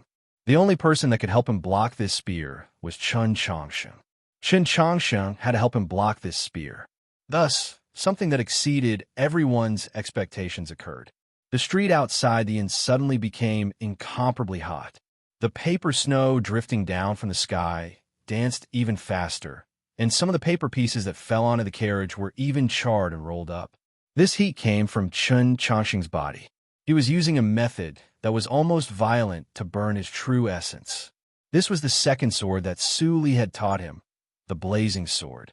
Sword intent violently rose, filling up the entire space on the carriage. This violent sword style contained the soaring sword energy of the burning heaven sword, the peerless secret of the golden crow sword, and in the instant that true essence was burned, it also contained the determination and boldness of the final move of the Mount Li sword style. Die for a noble cause. This sword had originally been specially created by Su Li for him to surpass cultivation levels and battle experts. Back in the tea house by the official road, Chun Chongqing's blazing sword had directly chopped the star condensation tyrant of the north, Lin Pingyuan, into a cripple. Even though Liang Wangsuan's strength was unfathomable, he was still somewhat moved by this sword. Liang Wangsun loosened his fingers and formed a sword seal, causing the Vajra pestle to howl. Chun Chongqing's blazing sword did not truly stab out. He turned his wrist and withdrew his sword, then stabbed out once more. This time, he did not stab at the space between Liang Wangsun's eyebrows, but at the space in front of the carriage to the right. This sword seemed to be played down, but it was actually filled with profound meaning. The place where the tip of the sword pointed contained a great deal of knowledge. This was the first sword that Su Li had taught him, the intellectual sword. The intellectual sword required a vast amount of calculations, a talent for deduction, a brilliant sword heart, and very good luck. For a star condensation expert like Liang Wangsun, his star domain could be said to be perfect. Even if Chun Chongqing's strike came from inside out, it would still be extremely difficult to break through. So, he was putting his life on the line. Perhaps it was because his luck was bad, or perhaps it was because his luck was too good. Whenever he risked his life, his luck was always good. With a soft sound, the dagger pierced a small hole in Liang Wangsuan's star domain. Chun Chongqing's figure suddenly disappeared. Releasing steam, he rolled up the paper and returned to the inn. This was the discerning step. The interior of the building was a mess. Su Li sat on a chair with his eyes closed, as if he was waiting for death. The iron spear pierced through the snowy sky and was about to stab his chest. Chun Chongqing appeared in front of Su Li. Everyone who saw him felt their eyes ache. This had nothing to do with the initial sword intent, but because his body was emitting a terrifying heat. No real flames could be seen on his body, but it gave people the feeling that he was burning. Facing this iron spear descending from the heavens, Chun Chongqing held his sword horizontally in front of him. The dagger did not brighten, nor did it reveal the might of a dragon. It seemed very ordinary, like stone, like sand. When stone and sand were mixed together, they could form an embankment. This iron spear that came from the snowy sky was incomparably terrifying and powerful, like an overflowing flood. As Chun Chongqing held his sword horizontally, a great embankment seemed to appear in front of the raging flood. This was the third sword that Su Li had taught him. This sword had a very stupid name. It was called the Stupid Sword. According to Su Li's words, this was a very stupid sword style, so only the stupidest of people could learn it. This was also a sword style of its most basic nature, because this sword could not be used to face an enemy, only to defend. The reason it was called the Stupid Sword was because there was no other way to learn this sword. It could only be practiced over and over again, practiced until the seas ran dry and the rocks crumbled, practiced until the stars changed and the stars moved, practiced until the heavens and the earth were unchanging, yet there was no way to confirm whether or not one had learned it. When Chun Chongqing heard these words, he had no intention of learning this sword. Only when Su Li said that this stupid sword could be called the strongest defensive sword style in the world did he change his mind. The sword left Mount Li, and Su Li's attainments in the path of the sword were unparalleled. He was experienced and knowledgeable, so his judgment was naturally not wrong. But when he formally began to learn the stupid sword, he regretted it, because not even Su Li had succeeded in learning this sword. In all of Mount Li, in all of the continent, no one had succeeded in learning this sword. Even in the long river of history, no one had succeeded in learning this sword. In other words, this sword style only existed in books, existed in the imaginary path of the sword. It had never truly appeared. Su Li said that the reason he had not been able to learn this sword was because he was too talented. His sword heart was free and unrestrained, unwilling to be bound. However, Chun Chongqing really did have the possibility of learning this sword, because, in certain aspects, Chun Chongqing really was very stupid. Chun Chongqing naturally would not believe his words, but he really did stupidly begin to learn this sword. He practiced day and night, and, at a certain moment, he even felt that he really had learned this sword. But there was no way to confirm this, because he had never tried it. Until now, that arrogant spear pierced through the snowy sky and descended. The myriad swords unleashing unison could not be used, because that freak riding the kite was clearly insane. In order to kill Su Li, he simply did not care if his body was pierced with thousands of holes. Qin Changsheng could only use this sword. Since he had to block the spear, he could only block it. He held his sword horizontally in front of him. As he watched the spear and the fluttering red tassel getting closer and closer, his mind was extremely nervous, his body incomparably stiff. But his sword heart was incomparably calm, and his expression even seemed somewhat lifeless. At this moment, the youth really did seem rather stupid. The red tassel danced, tearing through the paper snow. The spear arrived in the room, its bright and arrogant tip clashing with the dim and steady blade. In just an instant, the tip of the spear clashed with the dagger several thousand times. The fluttering pieces of paper on the end shattered into powder, and the snowfall grew even more intense, even more real. There was a massive boom. Waves of qi surged out from the end. The paper snow spread out, enveloping an area of several hundred zhang in circumference. In the silence, a harsh and ear-piercing sound arose. It was the sound of iron scraping against iron. The spear slowly moved back. Qin Changsheng still stood in front of Su Li. His face was pale, his body incessantly trembling, especially his two legs. It seemed like in the next moment he would collapse, but he did not. He did not even retreat a single step. He himself did not know this, because that spear was truly too powerful, too terrifying. In the final moment, he had even closed his eyes, and even now, he still had not opened them. The effects of the violent combustion of true essence were still present. The temperature of his body was extremely high, incomparably scalding. Occasionally, a piece of paper would fall on his body and be ignited, emitting wisps of white smoke. It seemed rather strange. The crowd looked at Qin Changsheng, who was emitting white smoke, and were shocked speechless. In an impossible situation, he had forcefully broken through Liang Wangsuan's star domain, returned to the inn, and forcefully blocked that spear that had pierced through the air. Just how had this youth done it? It must be known that no matter how much of a genius he was still only 16 years old. Today, he was not facing those opponents of the same age in the grand examination, but a true expert of the proclamation of liberation.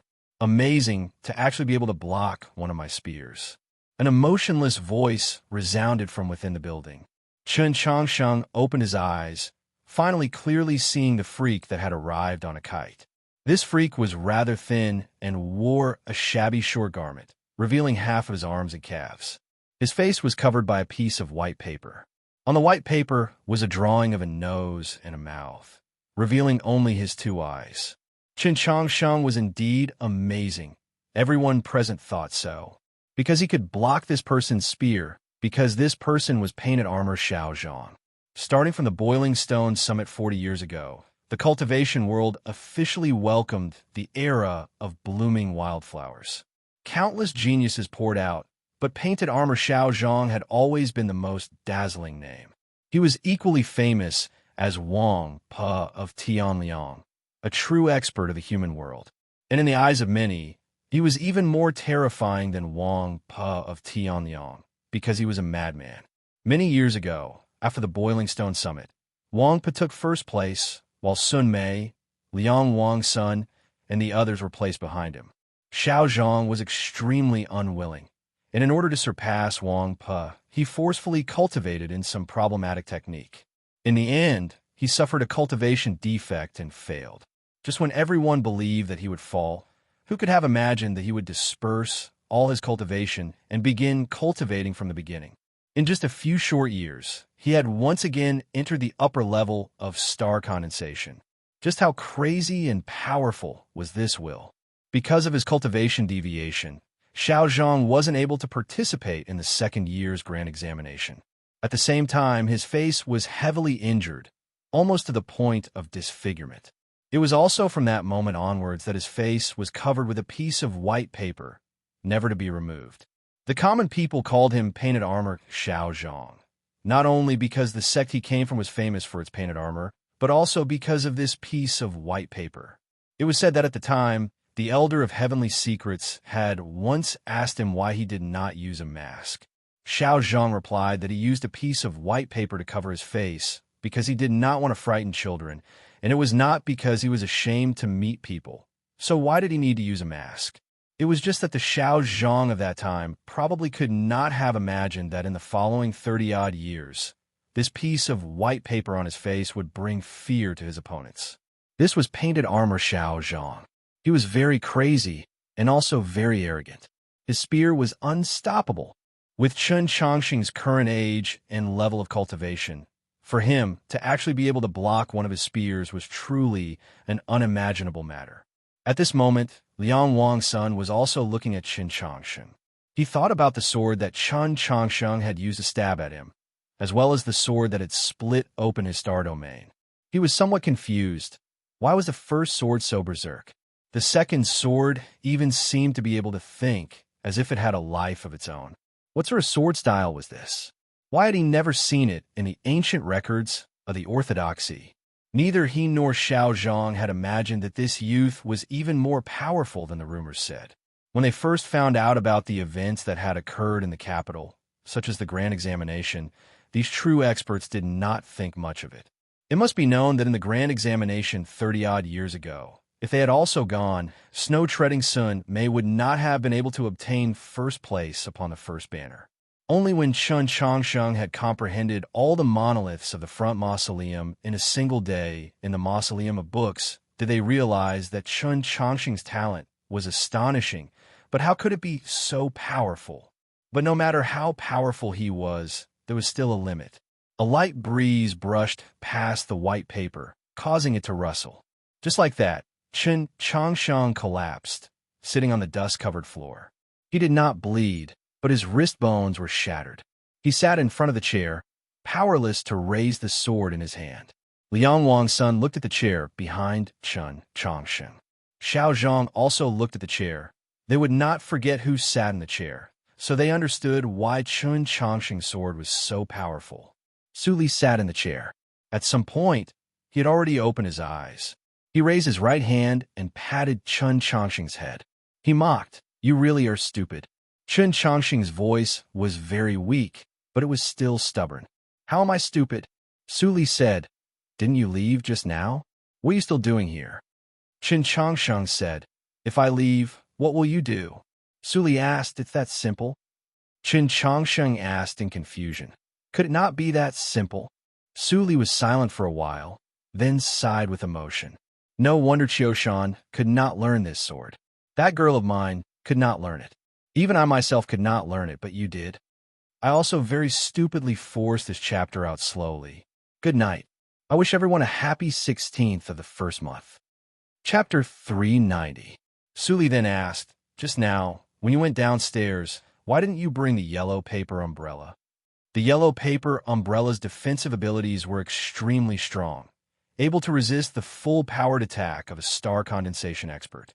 In Wenshui, Chen Chongqing had heard Jishio mention this, but in these past few days, this umbrella had always been in Su Li's hands. Moreover, after that day in the snowy plains, he had always felt that this umbrella was a sword, and had never thought of this point. Now that he heard Su Li's words, he could not help but be stunned. He honestly admitted, "I forgot." Su Li sighed, truly stupid to death. As the two spoke, Xiao Zhang did not move, Liang Wang's son did not move, and the people in the streets around the inn did not move. Because the person speaking was Su Li. In the past several hundred years, Su Li was the idol of countless people in the cultivation world, the sword spirit of the human world. He could be killed, but he could not be humiliated, because that was the same as humiliating the human world itself. At this moment, even the craziest Xiao Zhang did not mind waiting for a while. The conclusion was already decided. Everyone in the world could be killed, and the only person standing in front of Su Li, Chen Chongqing, had already been defeated. The difference in strength between the two was too great. In the era when the wildflowers of the cultivation world first bloomed, there were 4 strongest people. Snow-Treading Sun Mei had died on the divine path of the Mausoleum of Books, leaving 3. 2 of them had come to Xuanyang City. So what could Chun Chongsheng do? A broken wall behind the inn could not withstand the gentle breeze and collapsed with a rumble. Dust rose once more. When the dust settled, the bishop of Xuanyang City, Hua Jiefu, appeared in the inn. He looked at Chun Chongsheng and solemnly said, "Sir is already unable to change anything, so why not let this matter end more peacefully?"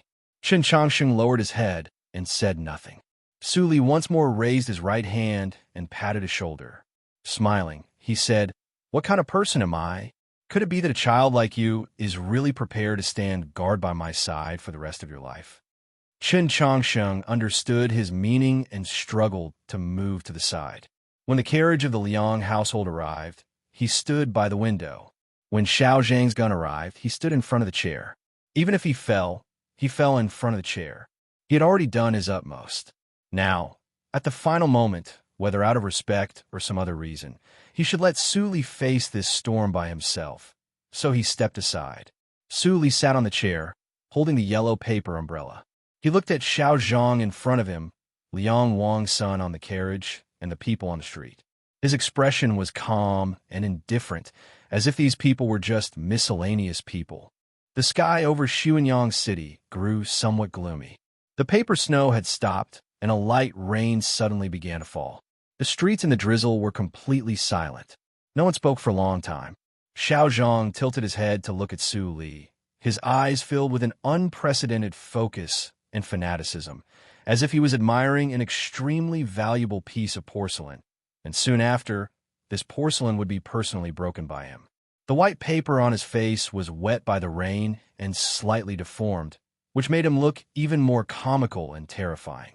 The next moment, he trembled slightly, and the sound of iron wire being knocked could be heard from behind the white paper. "How interesting. Even someone like you can die." As he said these words, Xiao Zhang's voice trembled even more. He was very excited, and also somewhat perplexed. He was excited because he was about to personally witness and participate in an important turning point in history, but the reason for his perplexed expression was even more complicated. Su Li looked at him like he was looking at a wounded little beast. He said with pity, "Every person has to die. You don't even understand such a simple principle? Everyone says that I'm somewhat interesting in your madness, but why do you seem like an idiot now?" If someone else had called him an idiot, Xiao Zhang would definitely have immediately gone mad. He would not stop until he had tortured the other party to death, but now that he heard Su Li's words, he did not even get angry. On the contrary, his eyes became incomparably sincere. He said, "Look, if the people here today aren't bastards, then they're trash. Dying at their hands is so meaningless."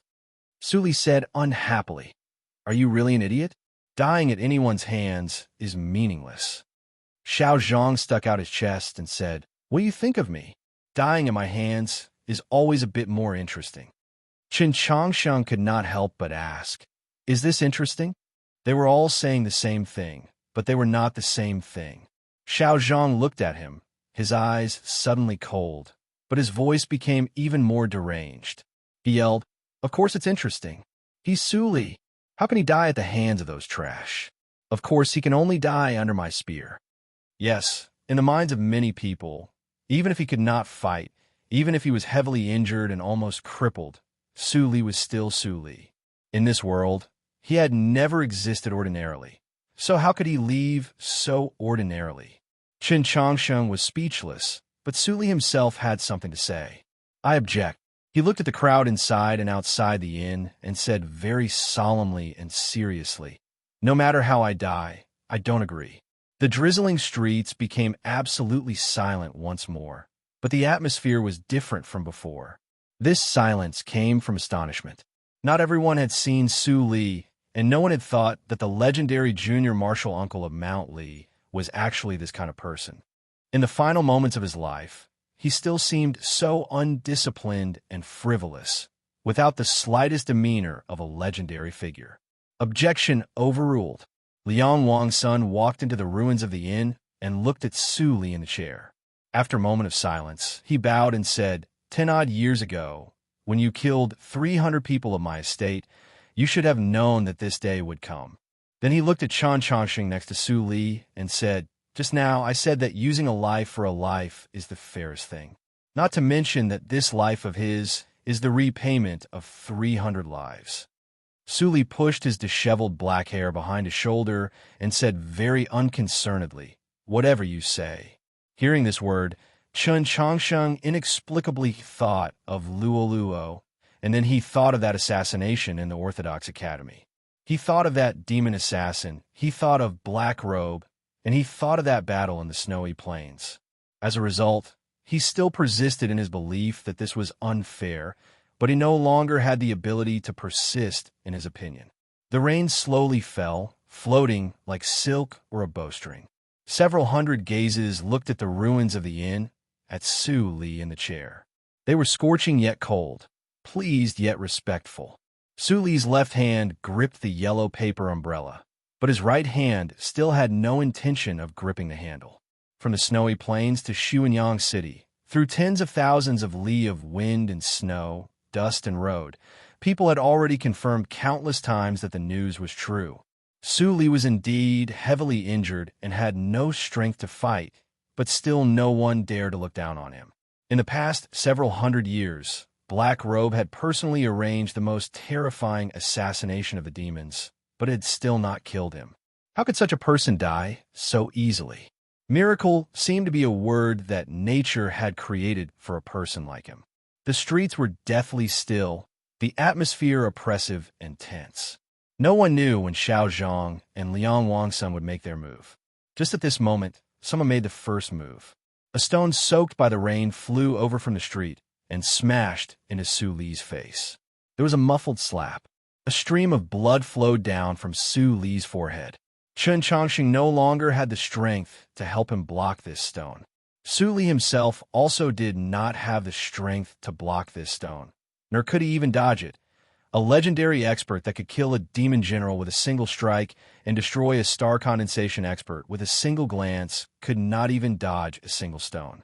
The streets were still quiet, but the atmosphere suddenly became somewhat different. In the drizzle came a burst of loud laughter.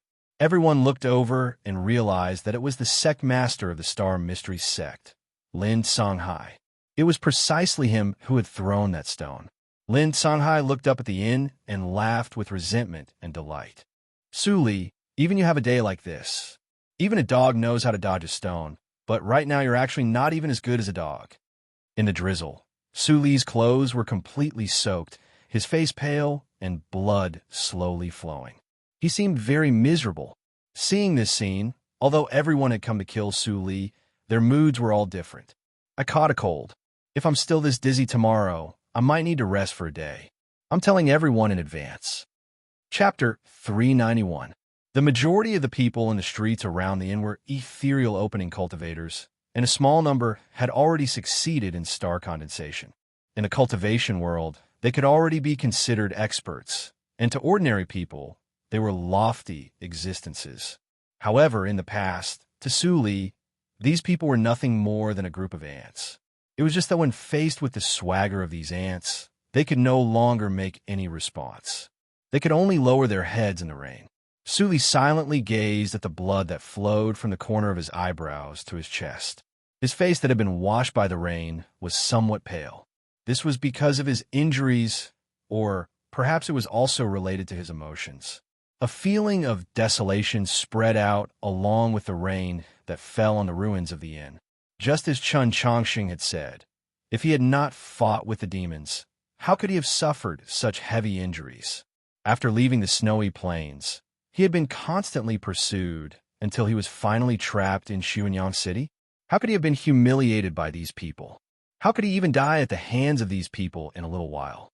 How could this reality not make people grieve, even to the point of desolation? In the distance of the long street, he slightly raised his eyebrows. He was extremely displeased with the words and actions of the sect master of the Star Mystery Sect. The red cloud Qilin that he was holding on to lowered its head, allowing the rain to drip down from its fiery red mane, as if it could not bear to see what would happen next. Xiao Zhang and Liang Wangsun maintained their silence. The bishop of Xuanyang City, Hua Jiefu, used his eyes to signal, and a priest walked into the crowd. He arrived in front of the sect master of the Star Mystery Sect, Lin Songhai, and said a few words in a low voice. The resentful and joyful laughter stopped. Lin Songhai looked at the people on the second floor of the inn and sneered, "If he can be killed, what does it matter if I humiliate him a few words?" Truly hypocritical. He was the sect master of the Star Mystery Sect, and his family was a tyrant of the North. His cultivation was also high, already at the middle level of star condensation. As a result, he had developed an arrogant and despotic temperament. He did not fear anyone, so how could he be willing to miss the chance to humiliate Su Li? Su Li raised his head and looked down at the inn. He pushed his rain-soaked hair to the back, his expression calm, as if he had not been affected by the flying rock in the rain or the previous insults. "Who are you? Hee. If it were in the past, perhaps your actions really would have been a form of humiliation, but now, you're not even comparable to a drowning dog. What need is there for you to put on a brave front?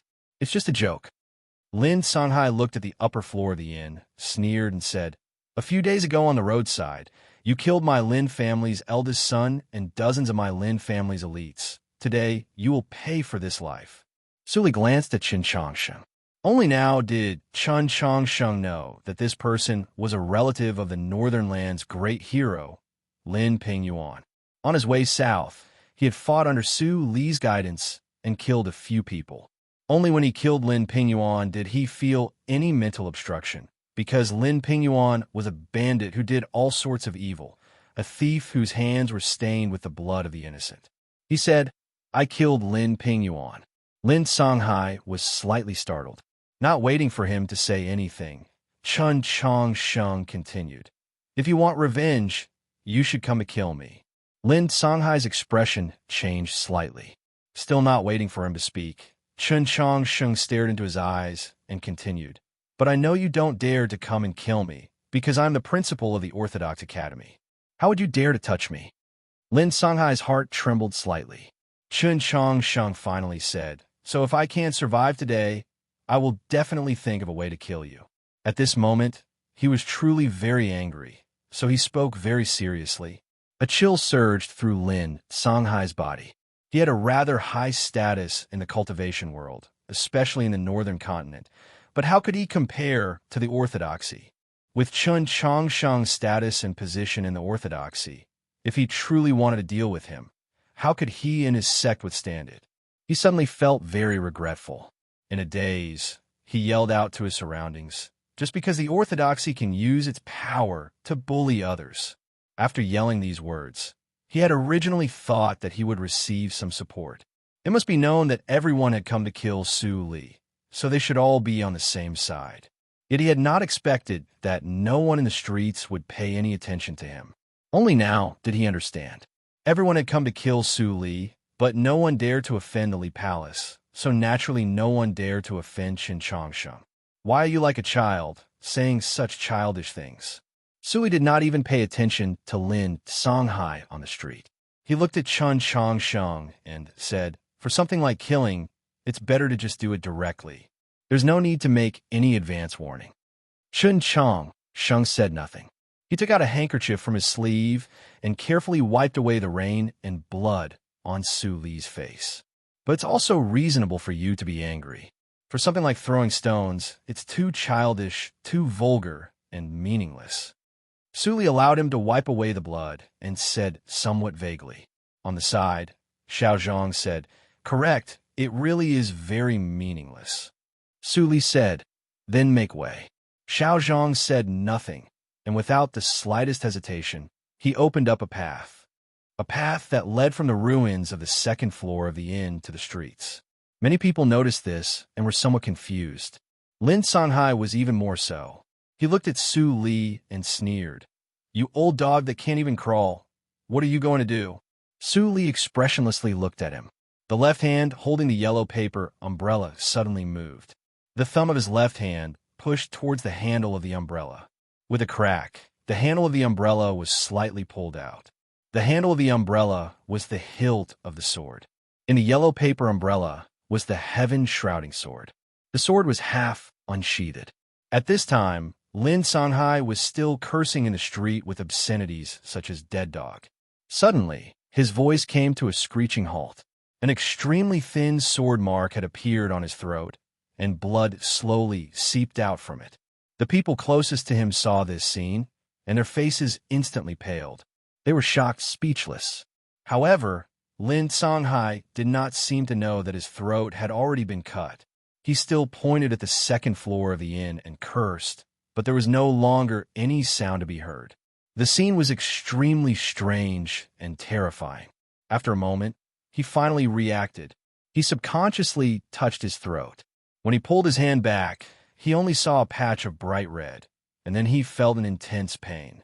His face was pale, and his eyes were filled with fear and confusion. He painfully howled, but he was unable to howl. He turned around and wanted to escape from the inn, but as soon as he took a step back, he discovered that his 2 legs had already been cut off at the knees.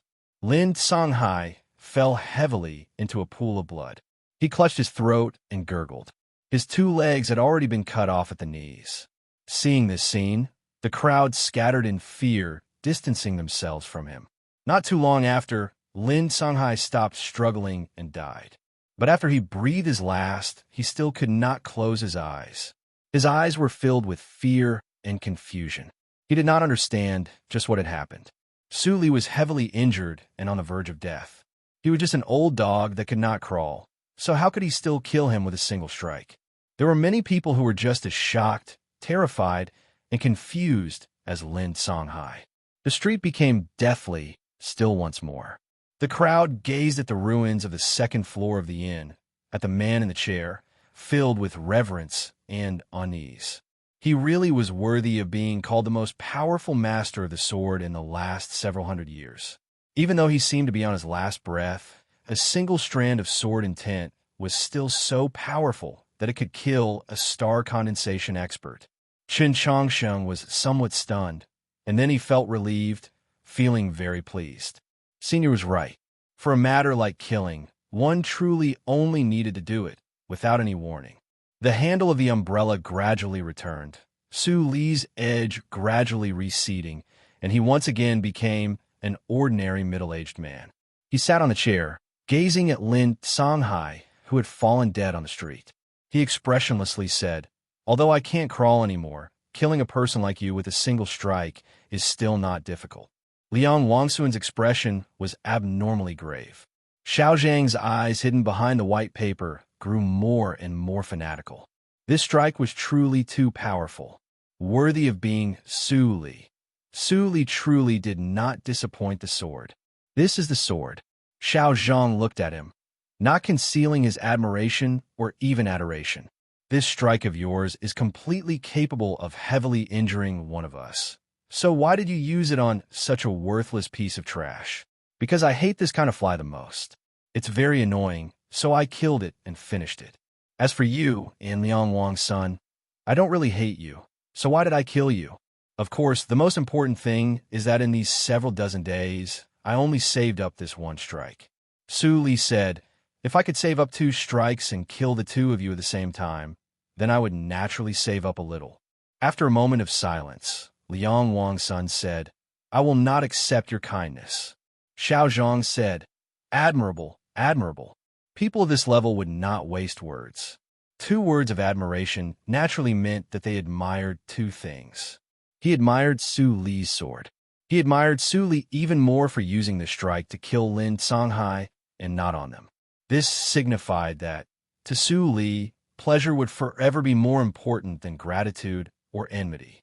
Living like this was truly very interesting. Today is the first day of quitting smoking. All sorts of discomfort. It will definitely affect my writing. I've been writing for 12 years. Old readers probably remember how many times I've quit smoking. Every time, I'm serious, but I always end up in failure. But I still refuse to admit defeat. I still want to win. Life is just like that. I hope I can succeed this time, because I feel that challenging myself is the greatest meaning of living. I encourage everyone and ask for your support. Also, I might have written a little crudely recently. From the day after tomorrow, I will update twice. Chapter 392. The people in the streets of Xuanyang City were all stunned by Su Li's sword. Even someone as insane as Xiao Zhang could not help but express his admiration. But Chen Chongsheng didn't think so. On the contrary, he felt a little sad. In the eyes of the crowd, Su Li held the yellow paper umbrella in his hand and pierced through the rain with his sword. He had easily and noiselessly beheaded a star condensation expert. This was truly a cultivation and realm that could shock the world. But when he left the Garden of Zhou for the snowy plains, he had once seen Su Li's true sword. At that time, Su Li also held the yellow paper umbrella in his hand, but the handle was not completely unsheathed. Sword intent pierced through the snow, traveling several dozen li. A demon general on the edge of the snowy plains fell to the ground, its mountainous shadow abruptly severed. Compared to that demon general, what did a scoundrel like Lin Songhai count for? Compared to that sword from back then, what was this sword in the rain in Xuanyang City? After several dozen days in the south, Su Li had finally managed to save up a single strike. It was not even a tenth of his peak, but it still possessed a heaven-shaking might. If he could return to his peak, no, even if his injuries were slightly lighter, just who could kill him? Who would dare to kill him? Unfortunately, there was only cold reality in the human world. There were no ifs. Everything was really over after this sword. No one else is coming. Su Li gazed at Xuanyang City in the rain, at the guests that had come to participate in this banquet. After a very long time, he shook his head and calmly said, "It seems that no one else will come." The question was asked by him, and the answer was answered by him. Between the question and the answer, there was an indescribable sense of vicissitudes and disappointment. His expression was still as indifferent as before. He said to Chen Chongsheng, "You see, in the end, reality proved that I was right." Chen Chongsheng remained silent, thinking that there was no point in arguing about this now. Su Li's expression became serious, and his tone was also extremely heavy. "Other than an idiot like you, or perhaps an idiot who would help others for no reason, who in this world can be trusted?" Even now, no one from the Mount Li Sword sect had come, not even a word. The other sects of the Longevity sect and Holy Maiden Peak also remained silent. The South was admittedly far away, but words and attitudes should not have had enough time to appear in Xuanyang City, to appear before the people of the world. Sadly, those words and attitudes didn't appear. Perhaps this indicated the attitude of the entire human world towards Su Li. Regardless of North or South, regardless of the people, they all wanted him dead. As he gazed at the silent Su Li in the rain, Chen Chongsheng suddenly felt very sad. His nose was somewhat sore, his eyes somewhat dry, and his voice somewhat tense. Perhaps something has happened to Mount Li. The so-called legends were often lonely when they came to an end. But Chen Chongsheng could not bear to see this scene. Whether it was in the stories or in the classics of the Orthodoxy, he did not like to see the words "the banquet is over." He did not want Su Li to depart so sorrowfully. Su Li looked at him and smiled. "You idiot! Is that supposed to be comforting?" In the rain, Xuanyang City was quiet and slightly cold, growing colder and colder.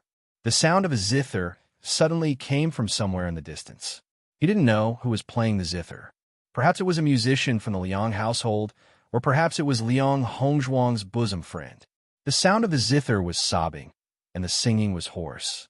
One could vaguely hear the words "loyal soul" and "old city," but they couldn't be clearly heard. Liang Hongzhuang remained silent as he listened to the song. His tattered dancing clothes fluttered in the wind and rain as he walked away with his sleeves behind his back. Shui led the red cloud Qilin, bowed silently towards the inn, and turned to leave. The sound of the zither gradually faded. The singing gradually faded. And then, "Ya!" Xiaozhang bellowed. The white paper covering his face rustled. The spear stabbed straight at Su Li. Liang Wang's son held the Vajra scepter in his hand. His steps were as heavy as a lotus, and his expression was as smooth as jade. His aura enveloped the entire inn. A violent gale arose, and Chen Chongsheng was thrown onto the ground, unable to get up. The song was about to end. That was the day of Su Li's death. However, someone refused to let the song stop. It was not Liang Hongzhuang, who had turned around and left, dancing in rags. It wasn't divine General Shui who returned with a broken armor and a qilin. It wasn't that the musicians in the mansion wanted to continue playing, and it wasn't that a soulmate wanted to play to the end of the world. That zither sound, that song had indeed ended. However, in the inn, or more accurately, below the inn, there was a clear sound of impact, like the sound of wood, like the sound of bamboo zither. In short, it continued this zither song. The clear and melodious sound of impact rang out rhythmically, as if it had given the song a new life.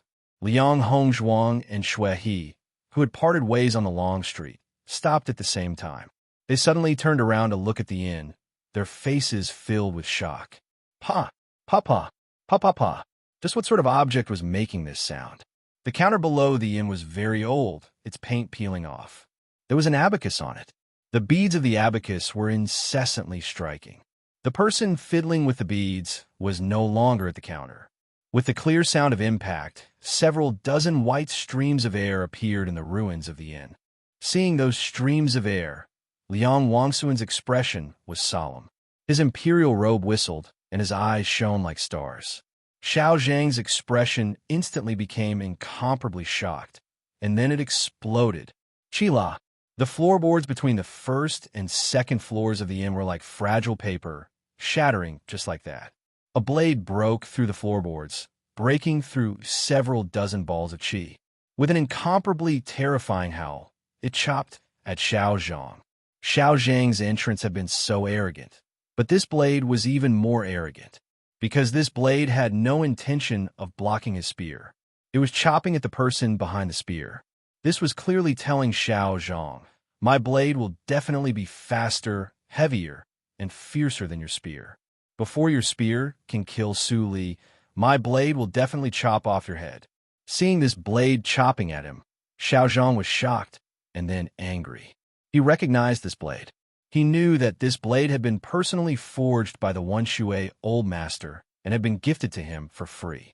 He also knew that although this blade seemed ordinary, it actually possessed a might that even gods and ghosts would find difficult to block. He wanted to say something, but he realized that it was difficult for him to make sound. The blade whimpered, like the weeping of a poor scholar, like the weeping of a child whose home had been ruined. This blade was very angry.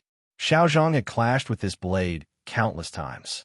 After Sun Mei entered the mausoleum of books, he was the one who had clashed with this blade the most.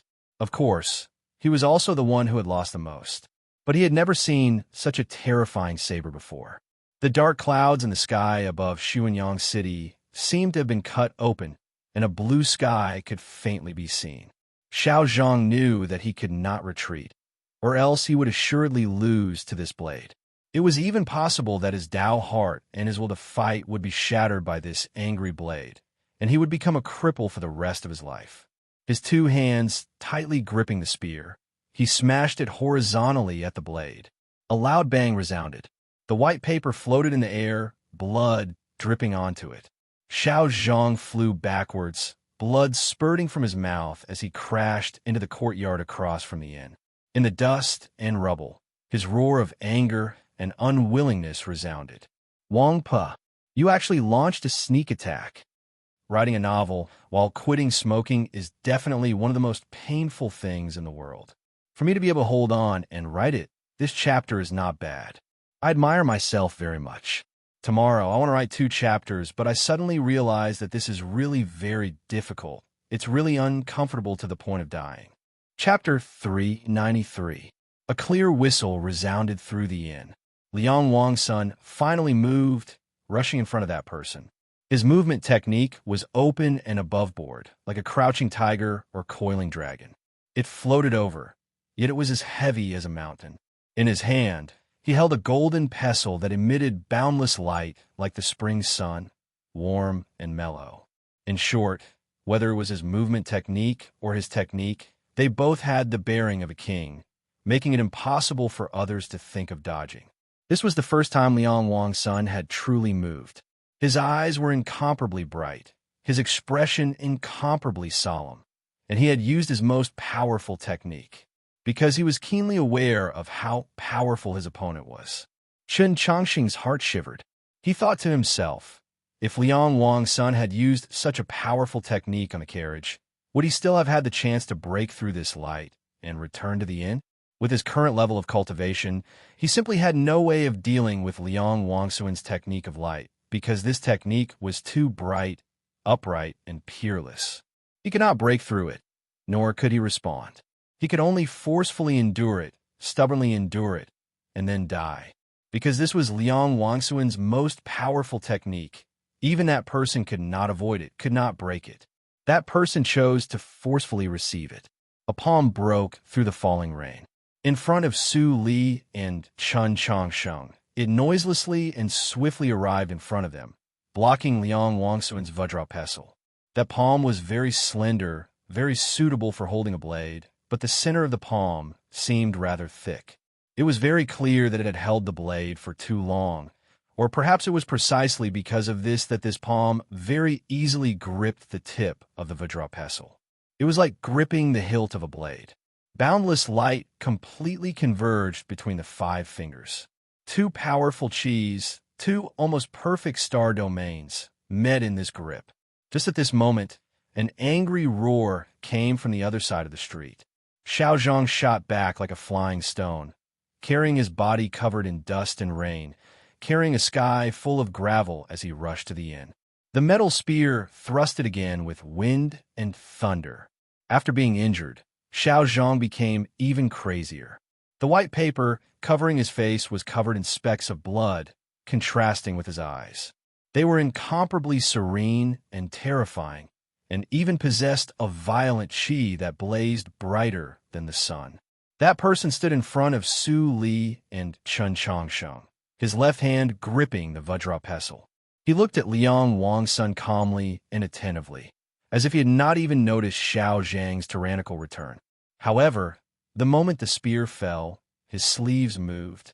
Amidst the drizzle and breeze, his green sleeves rippled slightly. Then, the momentum of his saber rose again. That person brandished his blade and chopped down at Xiao Zhang. His movements were abnormally simple. It could be said that he swung his blade freely, but it could also be said that he played it down. It even gave off a feeling that he didn't care at all. It was still the spear that rose first, and the momentum of the saber followed. However, the edge of the saber was not aimed at the spear, but at Xiao Zhang, the pale white paper behind the spear. This was because this seemingly ordinary saber was faster and stronger than the tyrannical spear. Xiao Zhang was furious, unwilling, pained, and crazed, but he had no choice but to raise his spear and block. In this world, not many people could block Xiao Zhang's spear. In this world, there is only this person who would never block his gun and would only force him to use his gun to block. Therefore, Xiao Zhang hated this person very much. Whenever he saw him, he would feel extremely irritated and pained. A loud boom resounded. The spear and the saber met again in the inn. At this time, Liang Wangsuan's radiance was still in that person's hand, still burning, still releasing energy. The names of these 3 people were all the most resounding names in the world. After being separated for so long, they had finally met in Xuanyang City. 3 terrifying qis met in this place. 3 powerful domains met in this place. The edge of the blade pierced through the air. The energy of the spear wanted to tear apart the heavens, and light enveloped the surroundings. Waves of qi gushed out of the inn, and a gale suddenly arose in Xuanyang City. Yet the ruins of the inn were strangely quiet. There was no wind, not even a sound. Liang Wangsuan's eyes were as bright as stars, but the hair at his temples was already wet. The white paper on Xiao Zhang's face was like an unmoving mountain, but blood was walking on it, like the traces of worms. That person stood in front of Su Li and Chun Changsheng, one hand gripping the blade, the other gripping the pestle. It was like he was standing in front of the doorstep, but it was impossible to tell whether he was going to open the door or close it. In the end, his saber fell, so it was closing the door. The uninvited guest was invited out of the doorstep. The blade descended with an unstoppable momentum. Not even Xiao Zhang could stop it. The owner of the spear trembled and buzzed. Xiao Zhang was forced to retreat once more. The blade followed him the entire time.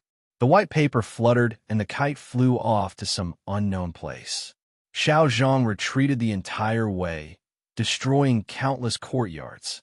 The edge of the blade descended, and thunder boomed without end, resounding through all of Xuanyang City.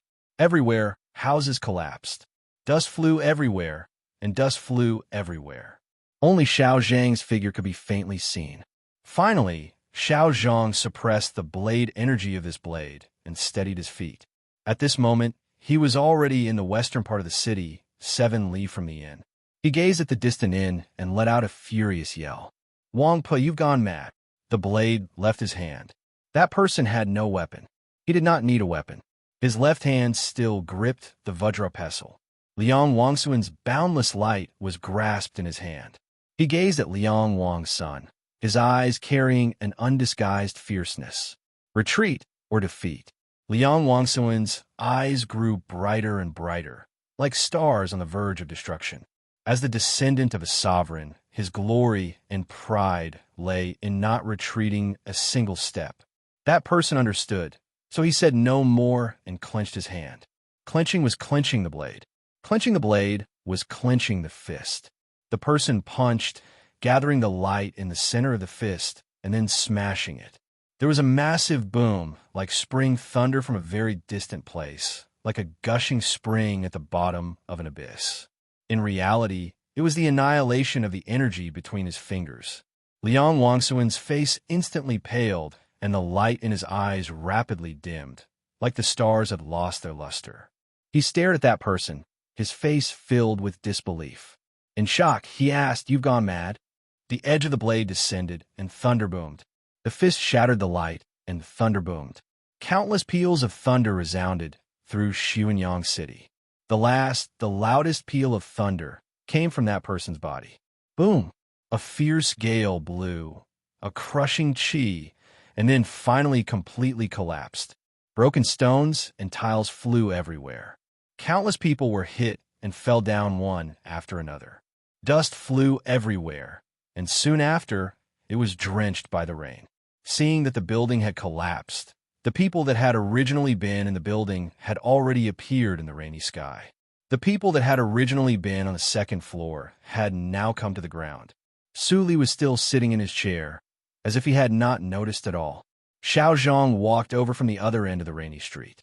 A corner of the white paper on his face had already rotted away, revealing the terrifying wound beneath. The hand that gripped the spear incessantly trembled. Liang Wangsuan's face was snow white. The hand that gripped the Vajra pestle was similarly trembling. That person was still as silent as ever, as calm as ever. He was dressed in black, somewhat thin and tall. He was quiet and taciturn, his eyebrows slightly drooping, and his entire body was lonely. For some reason, seeing him made one feel wretched. It was not ordinary wretchedness, but the wretchedness after riches and honor, the bleakness after blooming.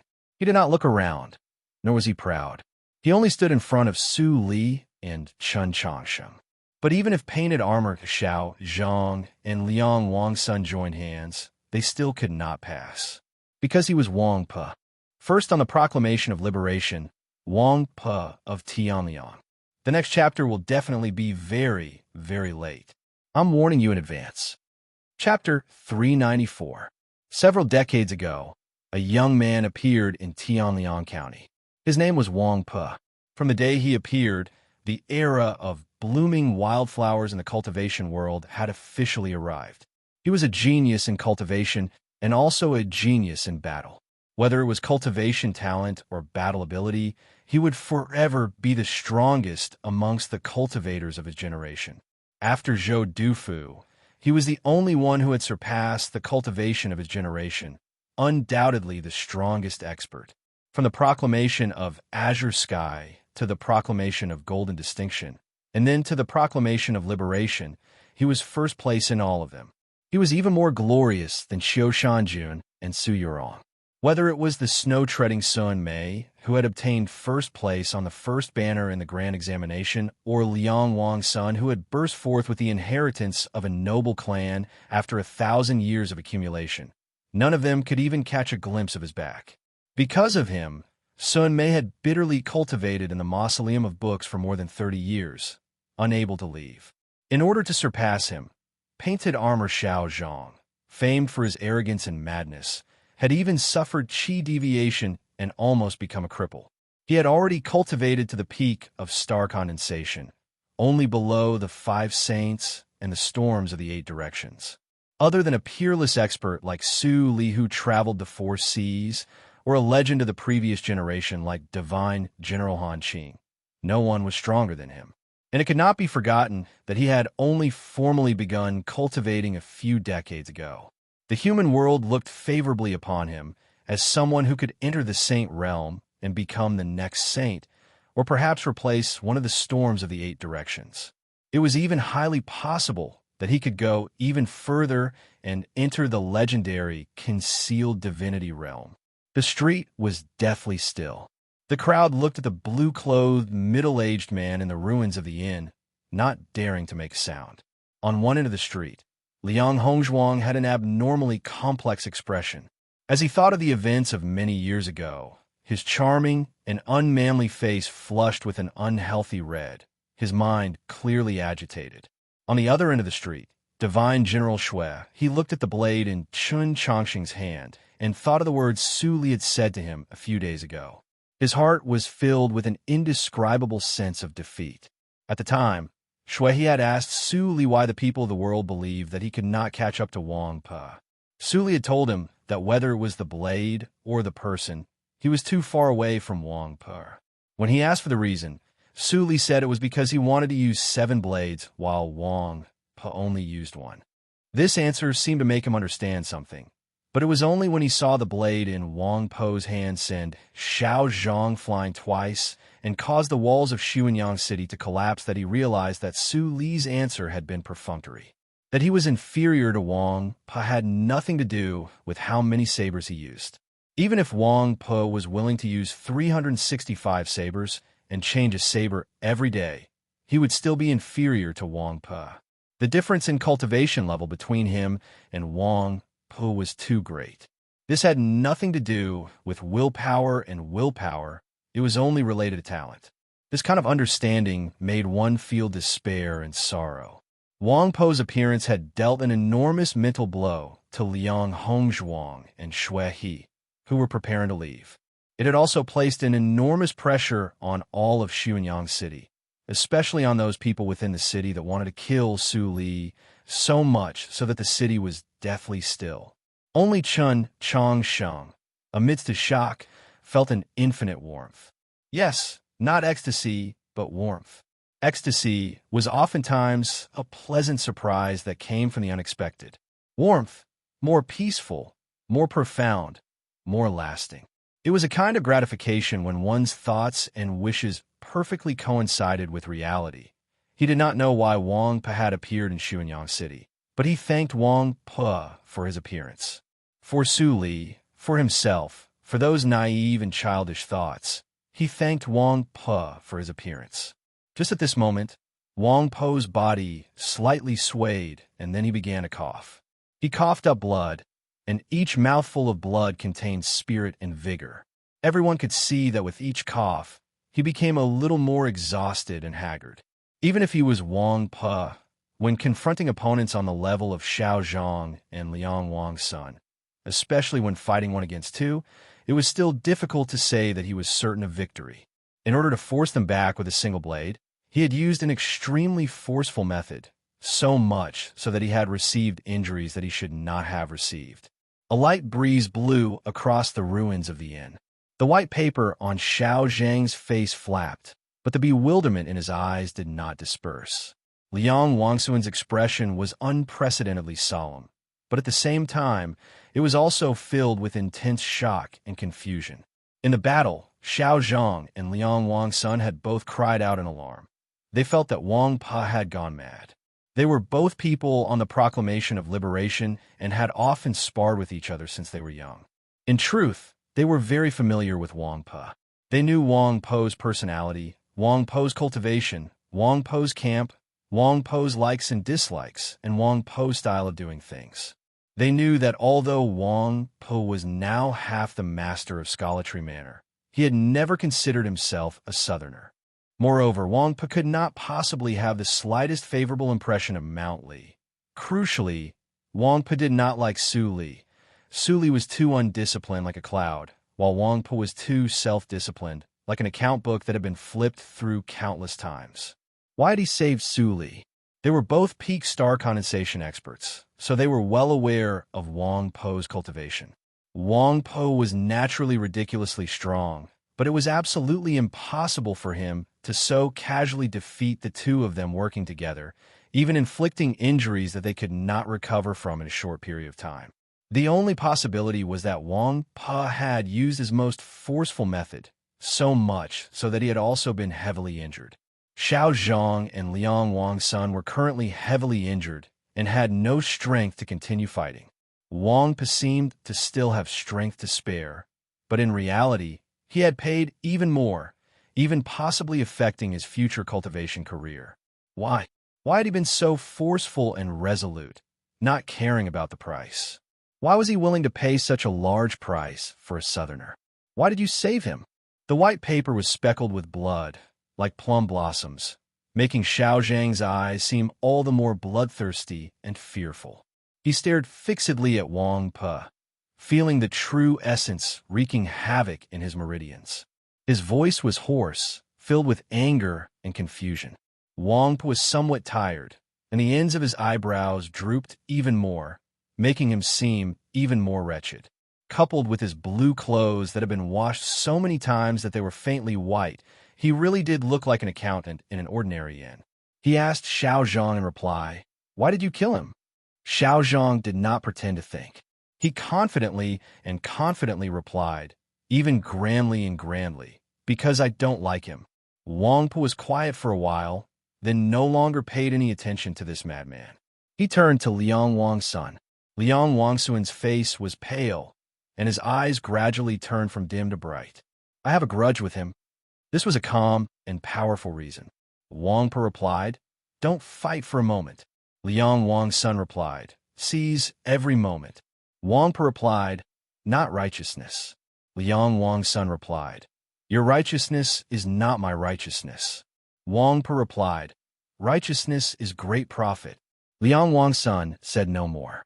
Wang Pa turned to Xiao Zhang, looked into the eyes behind the white paper, and said, "You don't like him, so you want to kill him. I don't like you, so you want to kill him, so I won't let you kill him." Just like the question and answer between Su Li and Chen Changsheng, many things in the world were just this simple. Wang Pa of Tianliang was truly not simple. Hello everyone, my name is Not Simple. See you tomorrow. Chapter 395. The long street was completely silent. Several hundred people actually did not make a single sound. Chen Changsheng stood in the ruins of the inn and glanced at Hua Jiafu. Previously, the Archbishop of Xuanyang City had warned him that an important figure from Scholatry Manor was currently traveling in the north and was highly likely to bring about a great deal of trouble. Now it seemed that the orthodoxy truly was the strongest power on the continent. It could even accurately detect such a secret. It was just that the Archbishop had miscalculated. That person was not trouble, and besides that, Su Li was also wrong. Chen Changxing looked at Wang Pa's back and said to Su Li, "You see, in the end, there are still people willing to help you. This world is not blindly dark and worthy of trust." In the chilly drizzle, Wang Pa stood like a lonely tree. He had forced back Liang Wang's son and Xiao Zhang, using incomparably forceful methods to hack at them until they were powerless to continue fighting. For this reason, he had also suffered heavy injuries. He coughed up blood, and his voice seemed rather weak. "Let's go," he said without turning around. Chen Changxing knew that these words were meant for him. He helped Su Li up from the chair and followed Wang Pa.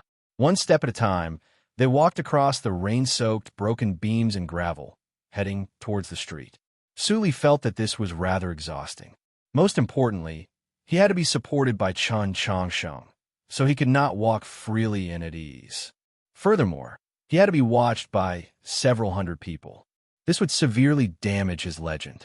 Before entering the city, I already said, "Don't let go of those two furry deer in a hurry," but you just wouldn't listen. He angrily complained to Chen Changsheng. I don't care. Hurry up and find me a mount. Chen Changsheng felt very helpless. He thought to himself, where would he find a mount at this time? He said, wait until we leave the city. Su Li pointed at the red cloud Qilin that Shui he was leading on the other end of the street. This beast isn't bad, it can fly. Chen Changsheng thought to himself, the entire continent knows that it's not bad, but the problem is that it's not yours, nor is it mine. It's the mount of a divine general of the great Zhou that wants to kill you. If you don't hurry up and leave Xuanyang City, what's the point of doing this?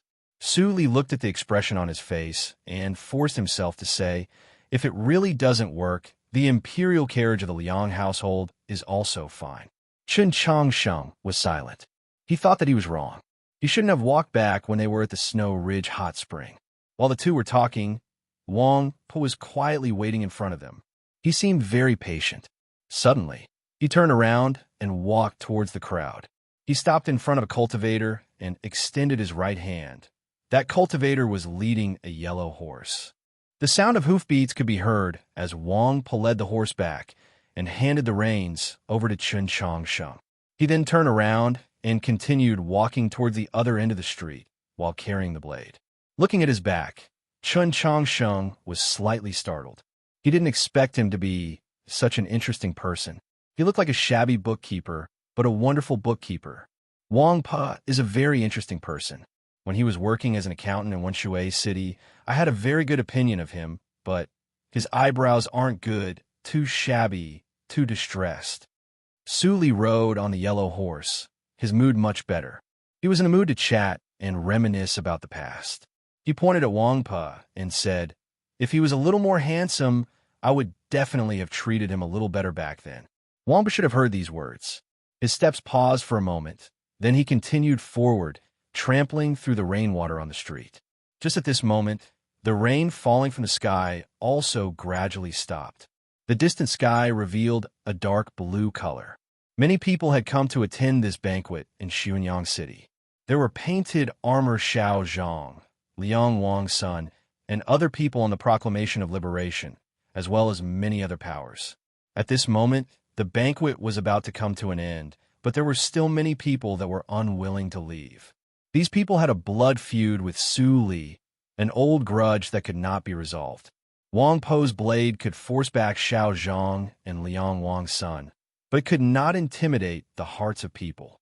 Since these people had come to kill Su Li, they had already placed their lives on the line.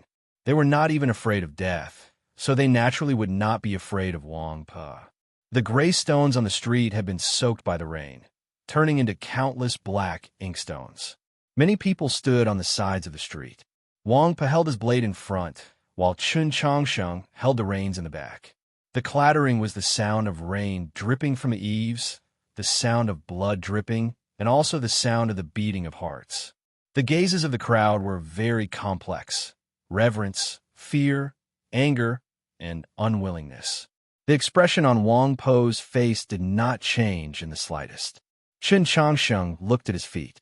Su Li still looked at the sky, extremely undisciplined. In the eyes of his enemies, he naturally seemed especially repulsive. Someone finally could not hold it in any longer. Rushing into the street, he yelled, Su Li, hand over your life. Chen Changsheng remained silent, his left hand already gripping the hilt of his sword. Su Li continued to look at the sky, not caring in the slightest. On their journey south from the snowy plains, on their return journey of tens of thousands of li, the two had already encountered far too many attacks. Now, there was one more person in the group returning south, going from 2 to 3, so they had even less to worry about. The sharp and steady saber intent pierced through the air. With a muffled sound, that person did not even have the time to sweep to the center of the street before he was sent flying back. He crashed heavily against the wall and fainted amidst the smoke and dust. Another person arrived and was once again sent flying by the metal blade. The long street of Xuanyang City was filled with flying figures, spurting blood, muffled cries of misery, and howls of pain and despair. Wang raised his blade and walked to the very front. He only raised his blade and seemed to casually strike, but not a single person was able to get past his blade and approach Su Li whether that person was an initial-level star condensation expert of the North or a genius of some sect. From start to finish, he did not use the edge of his blade, so no one died. On both sides of a long street were cultivators who had fallen to the ground and found it hard to get back up. He truly was the strongest expert on the proclamation of liberation. Unless a saint personally came or the storms of the 8 directions appeared, who could stop Wang Pa of Tianliang? Chen Changsheng still tightly gripped the hilt of his sword, silent and vigilant. His gaze did not stop on Wang Po's body, nor did it fall on that unpredictable blade, even though he was keenly aware that this was a very rare opportunity to learn. Instead, it always fell on those places on the side of the street that were very easy to miss. Broken walls, drooping eaves, injured cultivators, and a cursing youth. He was about to leave Xuanyang City, but it was also the most dangerous moment. He had never forgotten that assassin that had always been hiding in the darkness. That assassin that had already silently followed him and Su Li for several thousand li. That third assassin in the world with a terrifying patience. That assassin with an extremely ordinary name, Lu Qing. He felt that Lu Qing would strike. Wampa had already come.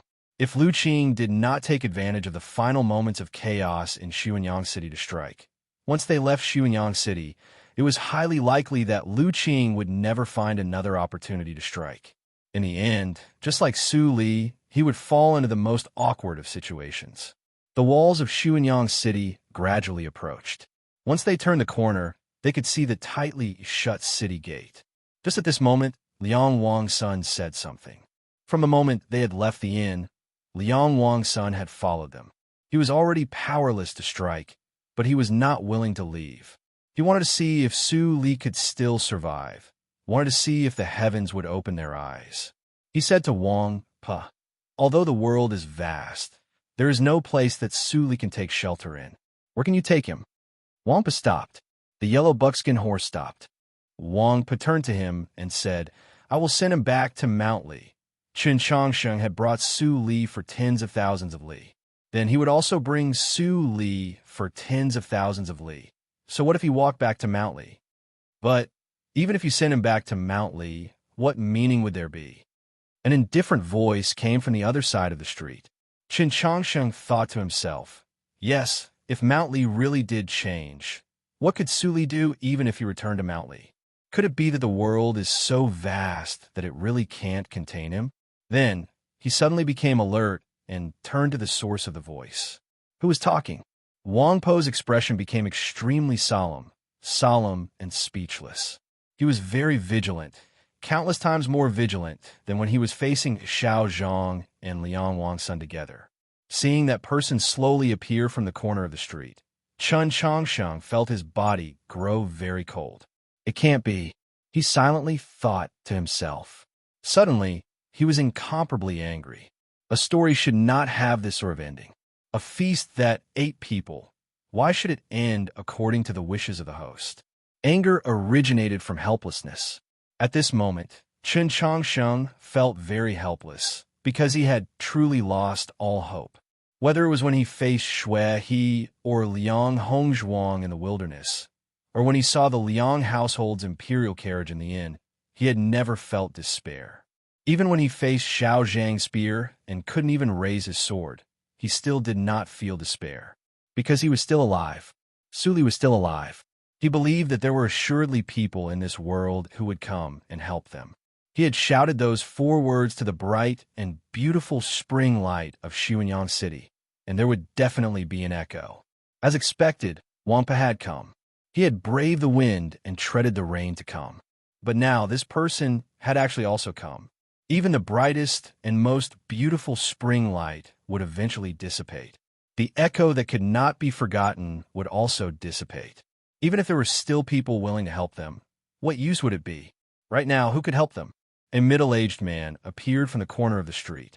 This person's long hair draped over his shoulders, but one could faintly make out many traces of snow within. It was so much so that it was impossible to tell just how many years he had lived, how many years he had cultivated. Several decades, or several centuries. This person was very tall, very thin. This person had an extraordinary bearing, incomparably confident and at ease, because he was the leader of a noble clan. This person had a very cold expression, because he was the sect master of the emotion-severing sect. As he gazed at Wang Pe and Chun Changsheng, he possessed a tyrannical and condescending aura. Even as he gazed at Su Li, he made no attempt to conceal his confidence and arrogance. His name shook the 8 directions, obscured by the wind and rain. The people who had come were precisely the storms of the 8 directions. Zhu Luo. He was the strongest expert of the continent. He was the god of the cultivation world. The long street of Xuanyang City was quiet, and then countless voices rose up. Several hundred cultivators, all prostrated. Liang Wang's son clasped his hands and bowed.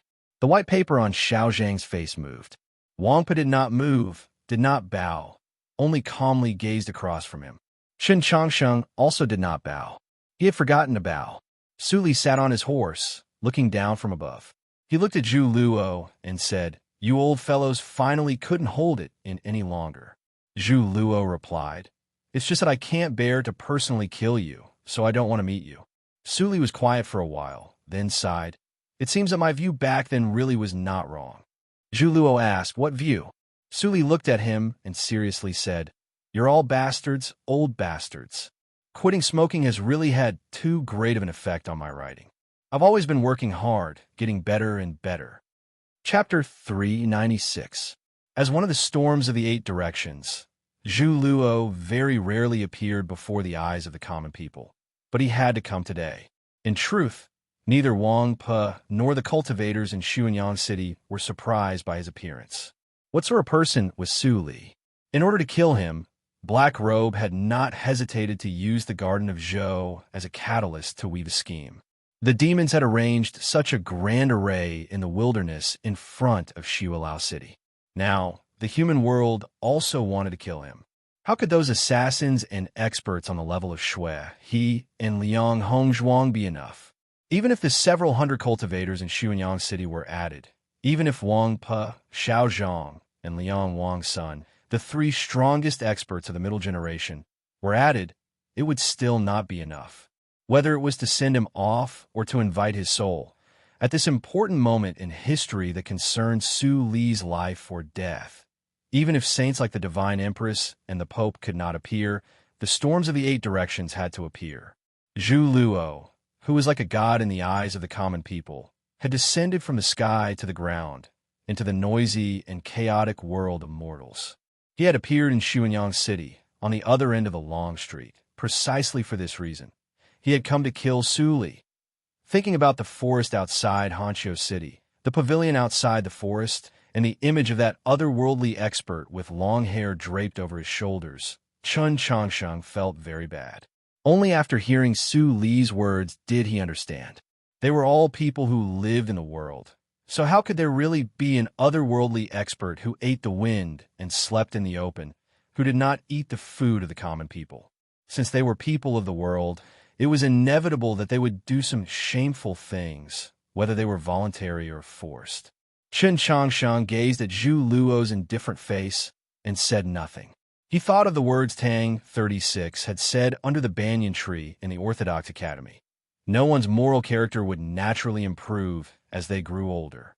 The vast majority of the time, it was a young idiot who became an old idiot, old bastard, old idiot. These were all filthy words, but at this moment, they were powerful and resonating. Qin Changsheng would not say such filthy words, but as he looked at Zhu Luo across the street, he could not help but think of these words. His feeling was not wrong. The current Zhu Luo was no longer that aloof and ethereal otherworldly expert under the pavilion outside Hanqiu City, nor was he that human warrior who had beheaded the second demon general with a single strike several hundred years ago on the snowy plains under the moonlight. The current Zhu Luo was the leader of a noble clan, a member of a clan of the great Zhou, an expert of the continent, a person, an ordinary person who could kill for his own benefit. After Wang Pe bowed, he quietly stood in front of Su Li and Qin Changsheng. He did not speak or move, so he naturally had no intention of stepping aside. He did not even sheath the blade in his hand. When facing the storms of the 8 directions, whose seniority, status, and strength were all far above his, this silence and motionlessness was very disrespectful. Zhu Luo looked at him and said, "I didn't want to appear, but you forced me to." This was referring to Wang Po's seemingly steady, but actually crazy strike of his blade. He had paid a grievous price in the future to heavily injure Xiao Zhang and Liang Wang's son, and then he had successively broken through the crowd of Xuanyang heroes. He was just about to bring Su Li out of the city. If Zhu Luo did not appear now, Wang Po might really be able to go against the general trend of the human world and help Su Li survive.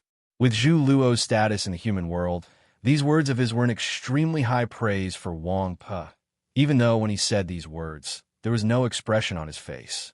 Of course, praise was not praise, and it certainly did not represent appreciation. To be more precise, Zhu Luo had used these words to clearly and even somewhat unhappily express his appreciation and disapproval of Wang Po. After saying these words, Zhu Luo turned to Qin Changsheng and yelled, "His Holiness is in the Li Palace, deeply worried. Your teachers, friends, and relatives are all worried about your safety. Millions of people are in the capital wishing you well, hoping that you will live. But in the end, you are alive, yet you have been delayed on the road for so long. What do you want to do? Don't tell me you're not prepared to return." Compared to the tone of a senior that he had used when speaking to Wang Po, his tone of speaking to Qin Changsheng was even more impolite. Although Qin Changsheng was currently the principal of the Orthodox Academy, he was still young. Moreover, from Mei Lish's perspective, he believed that he was Qin Changsheng's true elder, so it was inevitable that he would be somewhat strict. His last words were almost like a lecture and a scolding. Qin Changsheng did not open his mouth to speak. It was not because he had no face to face his teachers in the capital, nor was it because he was ashamed of his elder's teachings. It was because he was still very angry. He was worried that if he opened his mouth to refute, it would appear that he did not respect his elder enough. Wang Po also did not speak because he felt that he did not need to speak. He did not need the admiration of others, even if that person was Zhu Luo. The street was quiet. No one spoke. From the moment Zhu Luo appeared, besides Su Li's undisciplined voice, the entire Xuanyang city could only hear his voice. The storms of the 8 directions were the strongest, whether it was in Xuanyang city or the entire continent.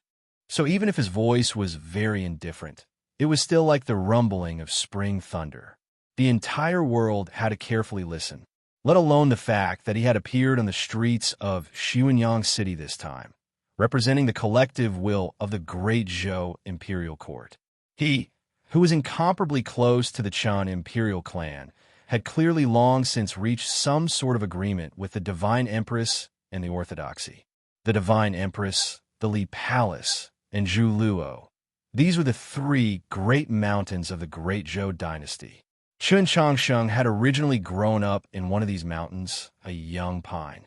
Because of his high position, he had received great respect, and his status was also very high. But now, he had to contend against the will of this great mountain beneath his feet, and he also had to face the shadow of another great mountain. What could he do? He turned to Wang Po. Wang Po's tall and thin body gently swayed in the chilly wind. He really did seem very much like a sturdy and healthy pine tree. It was not so thick that it could not be struck down by lightning, but at the very least, it would not easily be changed by the winds blowing in from all directions. Zhu Luo had come. He did not prostrate, did not step aside, did not retreat. He slightly lowered his head in the wind and said nothing. It was impossible to tell what he was thinking. However, just these things had no meaning. He was the strongest expert of the middle generation, ranked first on the proclamation of liberation, but he was not Zhu Luo's match. Zhu Luo was one of the storms of the 8 directions, a person who had already stepped into the divine domain. In Xuanyang City, in the entire continent, the only person who dared to look directly at, or even ignore, the 5 saints and the storms of the 8 directions, besides each other, was only one person. Su Li made no attempt to conceal his contempt and ridicule. Do you old things only know how to scare children now? He was referring to the two sentences that Zhu Luo had separately said to Wang Pe and Qin Changshen.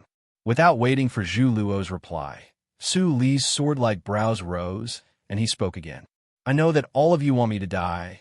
From many years ago, all of you wanted me to die, whether it was the Elder of Heavenly Secrets or you. Because when I was still very young, all of you already could not kill me, so all of you wanted to kill me even more. Based on the same principle, I think that in truth, you really want Wang Po to strike right now, so that you can find an excuse to kill him. These words were very incisive, so the street was very quiet. The crowd could only pretend that they had not heard these words. Even Wang Po himself found it inconvenient to react. Zhu Luo was expressionless and said nothing. As I get stronger and stronger, all of you want me to die more and more. Su Li sighed. Tian Hai, that husband and wife by Yeshing, you 8 pieces of trash, and now even old man Yin want me to die, the 5 saints, and the storms of the 8 directions. Besides Su Li himself, the continent had 13 supreme experts. At this moment, he had named 12 people.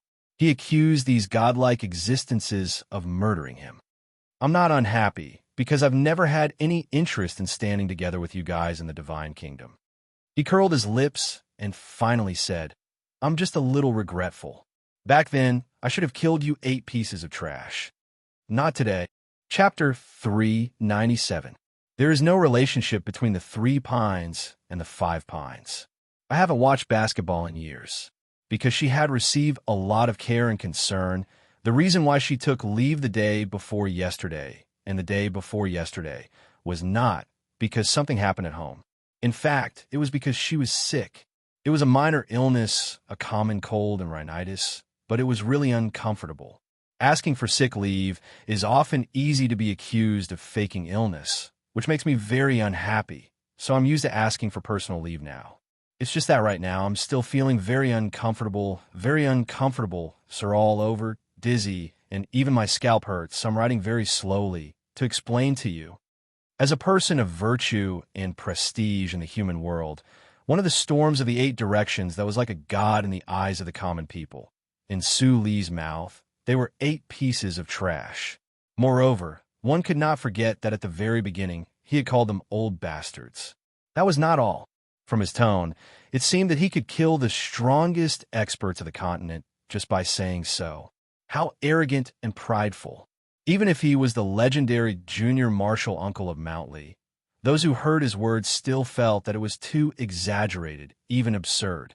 Zhu Luo's face did not reveal any ridicule due to the absurdity of the situation, nor did he show any anger. He was still as indifferent as before.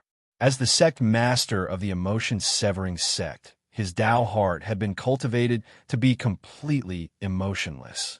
These 4 words did not have the meaning of being cruel and tyrannical.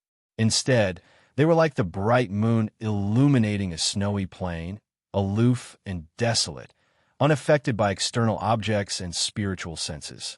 He looked at Su Li and said, You don't have a chance. Yes, Su Li was about to die.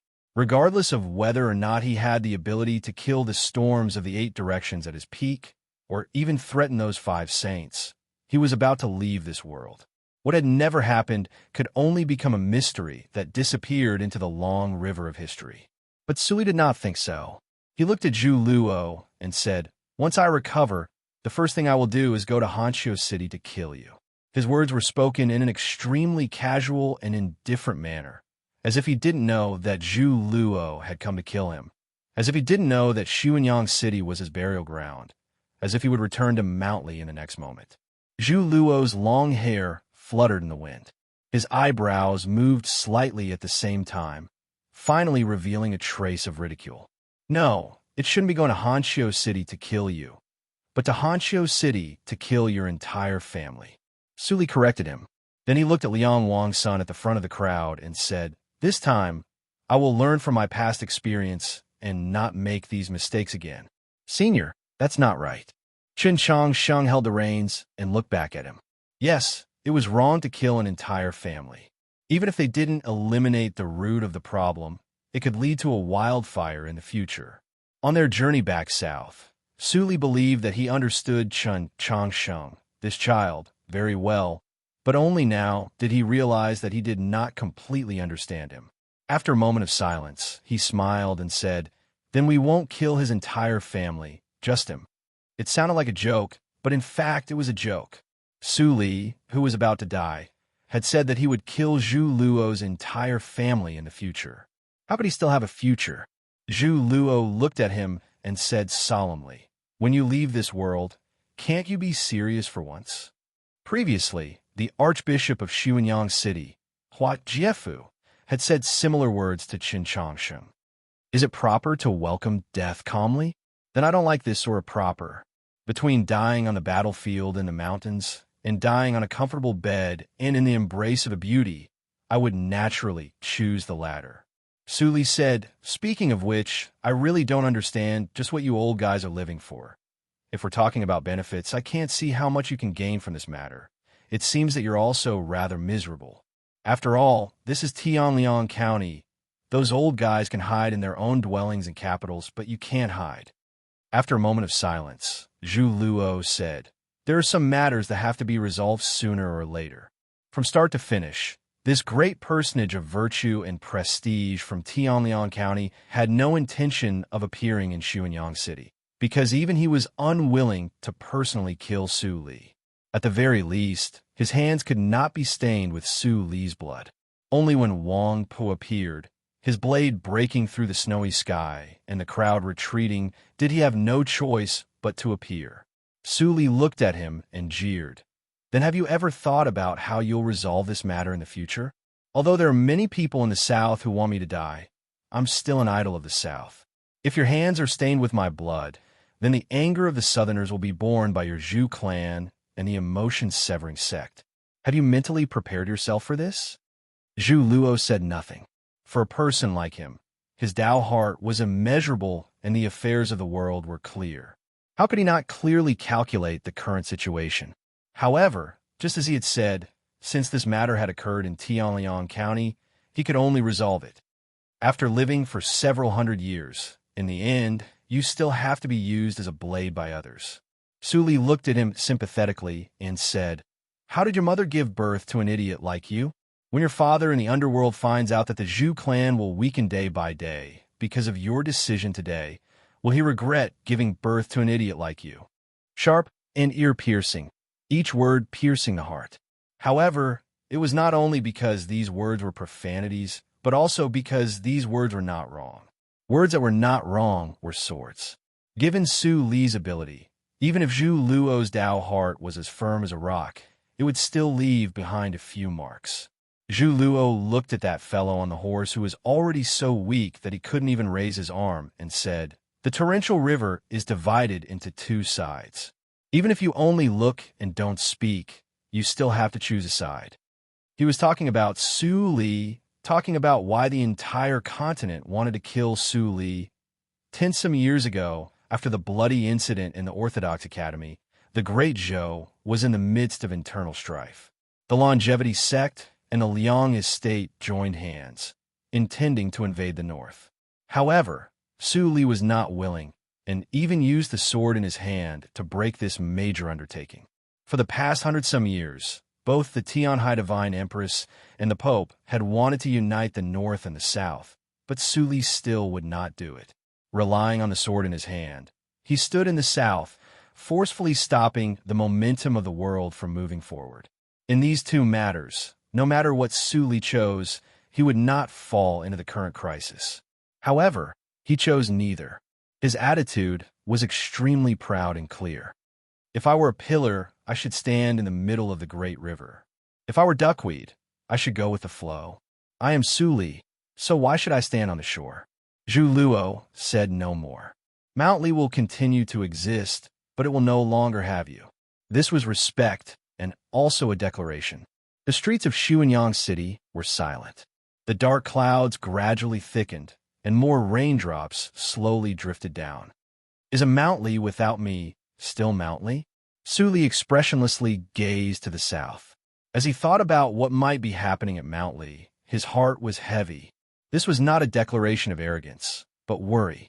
The entire continent believed that Su Li was Mount Li, but he actually did not believe this. He had entered the Mount Lee sword sect as a child, so he knew that Mount Lee had its own sword soul and spirit. However, the truth was that in these past several hundred years, he had been that green tree on the summit of Mount Lee, sprinkling down its shade to protect the disciples of Mount Lee. If he was no longer there, what would happen to Mount Lee? Something had definitely happened to Mount Lee. What was it? Could the disciples of Mount Lee hold on? This was the only thing he was concerned about. In the end, I'm still inferior to Black Robe in this aspect. Su Li retracted his gaze and looked at Zhu Luo. Although he hasn't killed as many people as I have, his understanding of the dark side of human nature is truly above mine. The divine domain is still filled with the roiling dust of the mortal world. He understands all too well the intentions of you so-called protectors of a human world. But just what are you doing? Zhu Luo replied. Sometimes the river of history needs to be reversed in order to advance with greater strength. To resist foreign aggression, one must first pacify the internal. Su Li looked at him and mocked.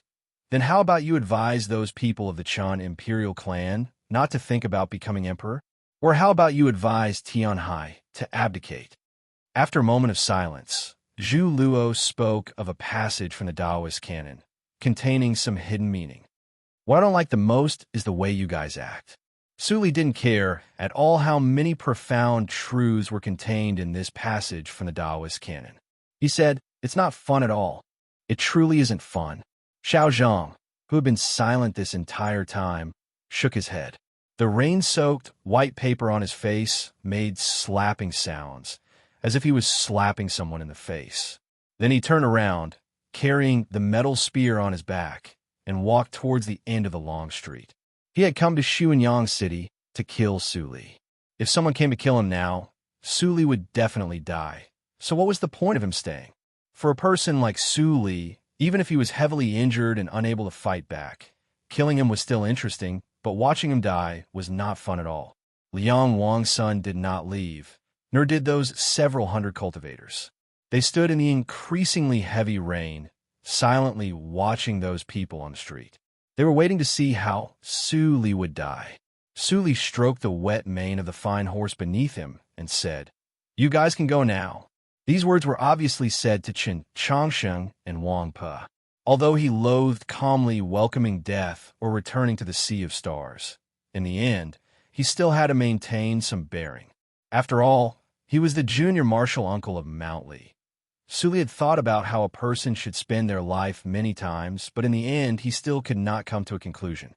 For the majority of the time, he still acted according to his own likes and dislikes.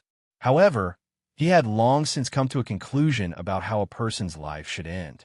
Dying at the hands of one of the storms of the 8 directions was very different from what he had imagined, but it was still barely acceptable.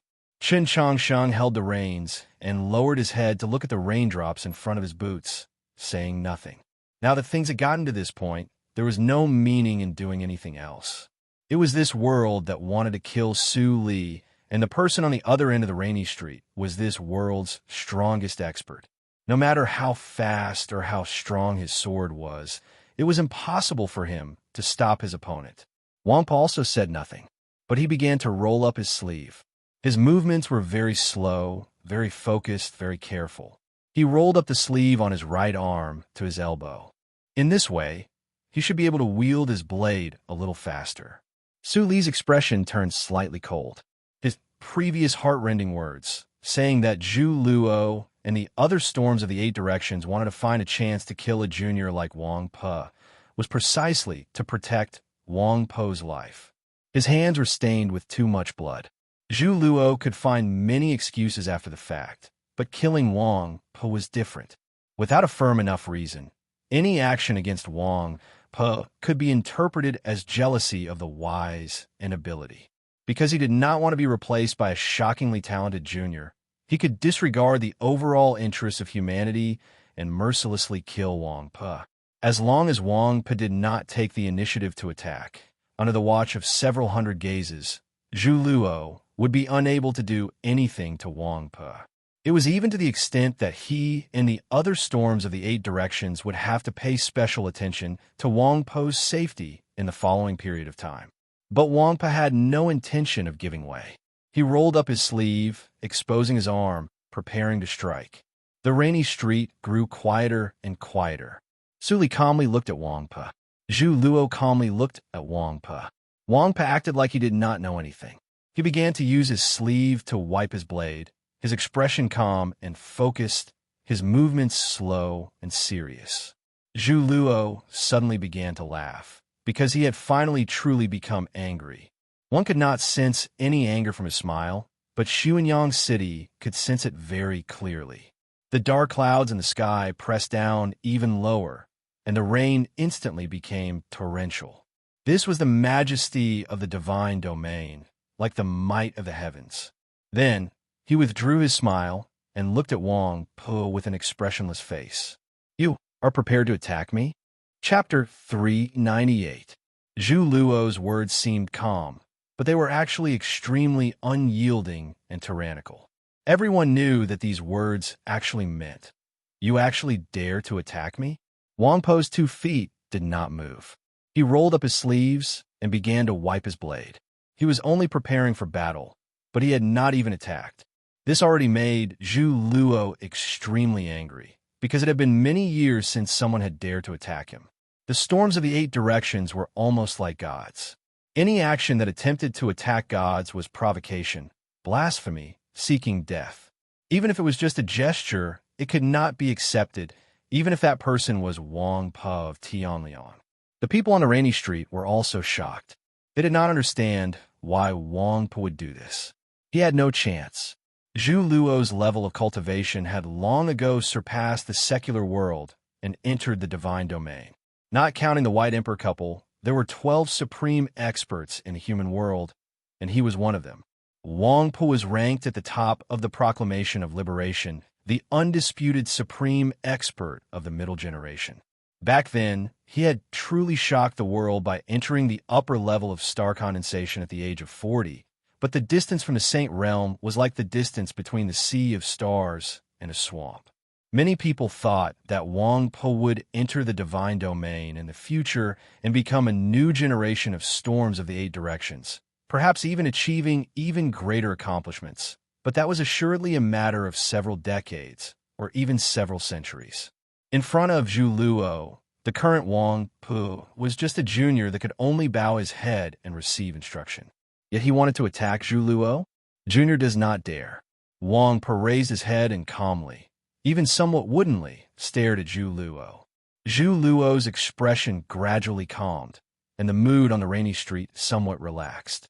Wang Po raised his blade and pointed it at this unshakable expert of the continent through the curtain of rain. "Senior, please go first." The streets were in an uproar. Even the increasingly violent sound of the rain could not drown out the cries of alarm and discussion. Zhu Luo's brows suddenly rose, and a majestic chi soared into the sky, scattering the torrential rain. Then he once more began to laugh, a cold and distant laughter resounding through all of Xuanyang City. "What a pity," Zhu Luo indifferently said, seeming somewhat regretful. Because of the few people in the human world that had the greatest chance of entering the divine domain, one of them would die after today without any more chances. What a pity. Suli sighed. He did not want Wang Po to die, so he did some things for him. However, Wang Po did not accept it, because Wang Po's path of the blade was different from his path of the sword.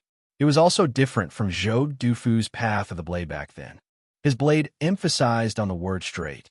When Wang Po rolled up his sleeves and wiped his blade, Suli suddenly felt that this fellow's blade had the possibility of exploding with a radiance that was completely different from his and Zhou Dufu's, but perhaps even more interesting. Therefore, he felt that it was a pity. This world would probably feel regretful for not having the chance to see Wang Po's blade in the future. Liang Wang's son looked at Wang Po in the rain and said nothing. His emotions were somewhat complicated. In order to complete a few things, to completely experience one's life, to give up one's life and advance toward the place that could not be challenged, to geniuses like them, was not something too difficult to understand or accept. Therefore, even if he had to pay with his life, he still wanted to kill Suli. It was just that in his spiritual world, there was a vast sea of blood, So why did Wang Po do it? Was it really just based on the ideals in his heart? As soon as he thought of this, he suddenly felt a lot of admiration. He thought to himself, no wonder he had been unable to catch up to this person in the past 30 years. No wonder no matter how crazily Xiao Zhang cultivated, he could not compare to this person. No wonder Sun Mei could only imprison himself in the mausoleum of books for the past 30 years. Only when he was about to die did he rely on his transcendence of life and death to stand shoulder to shoulder with this person. Qin Changsheng was also looking at Wang Po. He didn't say anything, nor did he think too much about it. He just subconsciously sighed in admiration. He felt that Wang Po was very handsome, and for some reason, he felt a sense of closeness. And then he understood. Wang Po was very similar to many of the people by his side. No, it should be that many of the people he knew were similar to Wang Po in certain aspects, such as Zhe Xiu, Tang 36, Go Hanshi, and himself. Those similarities were often the most dazzling, such as persistence, gentleness, determination, willpower, pride, silence. Qin Changsheng saw everything about himself and his friends in Wang Po. He wore an old robe, but there were countless rays of light. He saw the beauty of Chun, Chujian, and Wang Po, and he even saw Nank. Even though I know that I am no match for you, I still want to fight you to the death. This sort of person was truly extraordinary. Besides his senior brother Yu Run, Chun Changsheng felt that he had another person to learn from in his life of cultivation. Thus, he began to learn. He rolled up his sleeves, and at the same time unsheathed the dragon-cried dagger. Just at this moment, Wang Po inserted the hilt of the dagger into the opening of the sheath. With a crack, the dagger and the sheath became one, transforming into a large blade. Then, his two hands slowly tightened around the hilt of the dagger, and he stared straight at Zhu Luo. Qin Changsheng thought to himself that it really was a great coincidence. He inserted the hilt of the dagger into the opening of the sheath, and as a result, the dagger became a broadsword with a very long hilt. He also tightly gripped the hilt of the dagger with both hands, staring straight at Zhu Luo. Just like this, separated by a distance of over 10 zhang, one in front and one behind, they stood in the rain. Suli sat on his horse, the rain washing his face. It was somewhat pale, but his eyes grew brighter and brighter. Zhu Luo walked over. The rain did not become heavier, but the wind became even more damp and cold, and the light became incomparably dim. Some people raised their heads to look at the sky, and saw that the dark clouds in the sky had become much darker. Drinking alone under the moon did not go on blind dates. His Tao was to sever all emotions and extinguish his nature, to be incomparably pure and lonely. As his footsteps rose and fell, the fallen leaves in the rain were suddenly jolted up, carrying the droplets of water with them as they danced in the cold wind. As these wet leaves danced, there was a desolate feeling that enveloped the long street. Several groans and cries of pain came from the crowd. Those wet leaves that had been blown by the strong intent were like arrows, cutting several cultivators. Only then did the people come to their senses and understand just how frightening the following battle was. One by one, they fled to even more distant alleys. In just an instant, the long street became even quieter, empty. Empty was not the right word because there was still the torrential rain. In the torrential rain, the true unstoppable storm of the continent was currently slowly approaching. Wang Po held his blade, Chun Changsheng led the horse, and Su Li sat on the horse, facing the storm. Standing at the very front was Wang Po. With a light clang, the metal blade rose up against the rain, held horizontally in front of him. Wang Po did not move, because he was a junior, and Zhu Luo was a senior. Zhu Luo naturally would not take advantage of him. He raised his hand and lightly tapped in the heavy curtain of rain, as if he had struck out. A muffled clap of thunder resounded in front of Wang Po. The wind howled and the rain poured down, as if a waterfall had been formed there. The wet leaves continued to dance in the rain. Zhu Luo slowly walked over, his black cloak also dancing in the rain. Wang Po's face paled several degrees. His blade domain was enduring an unimaginable pressure. In the air in front of him, the rain flew chaotically. Several hundred scars constantly appeared and then disappeared. These scars were the result of Zhu Luo's qi colliding with his blade domain. Zhu Luo did not intentionally raise his qi. He only slowly walked over, treating him like a distinguished guest. The difference in strength between him and Zhu Luo was far too obvious. Zhu Luo's sword intent had not been fully released, but it had already emptied the long street. Even the soundless walls on the two sides of the street had been cut into countless deep scars by the dancing leaves in the storm. Wang Po's hand that gripped the hilt of his blade trembled, his knuckles somewhat white. The torrential rain had drenched his entire body. Countless droplets of rain dripped down, and it was unknown how much of it was sweat. In this one encounter, he knew that the golden wind could not blow away the jade dew. He was no match for Zhu Luo, but he still had no intention of turning around and leaving. He did not retreat a single step, his blade still held horizontally in front of him like a dike or a mountain. No matter how fierce the storm was, that dike still did not collapse. That mountain still stood before him, unparalleled and unparalleled. Seeing that blade that had been washed by the rain and growing colder, sensing the unyielding will and unimaginable strength coming from the blade, Zhu Luo slightly arched his brows, feeling rather surprised. Even farther away, Shui was even more shocked, speechless. Wang Po's blade was actually stronger than anyone had imagined. His blade could actually endure the pressure of the divine domain. How had he done it? Shui used a blade. Now that he saw that tall and thin man on the rainy street, he finally completely understood what Su Li had meant with those words he had said to him. Wang Po only used a single blade. Only one blade, only one path of the blade. Only this way was it pure enough, strong enough. Before Wang Po, the most famous grandmaster of the blade on the continent was Zhou Dufu. Zhou Dufu also only cultivated a single path of the blade, the path of killing. He used life and death to break life and death. Wang Po could not learn Zhou Dufu's blade, so he walked his own path. He walked a straight path. Wang Po's path of the blade could be summed up in one word: straight. It was straight. He walked straight, and when he kept accounts, he wrote very straight strokes. He would never make a mistake in his calculations. When he saw and did things, he always relied on his likes and dislikes, his likes and dislikes. It seemed like even his intestines were straight. So even though he was unspeakably wretched, when his blade left its sheath, it was assuredly sharp and cold, as straight as a mountain cliff. How could even the fiercest storm destroy a cliff in such a short amount of time? Zhu Luo had already moved. Now it was Wang Po's turn. When he moved, he naturally used his blade. When he moved, he used his blade. He gripped the long hilt of his blade and slashed at Zhu Luo through the tempest and torrential rain.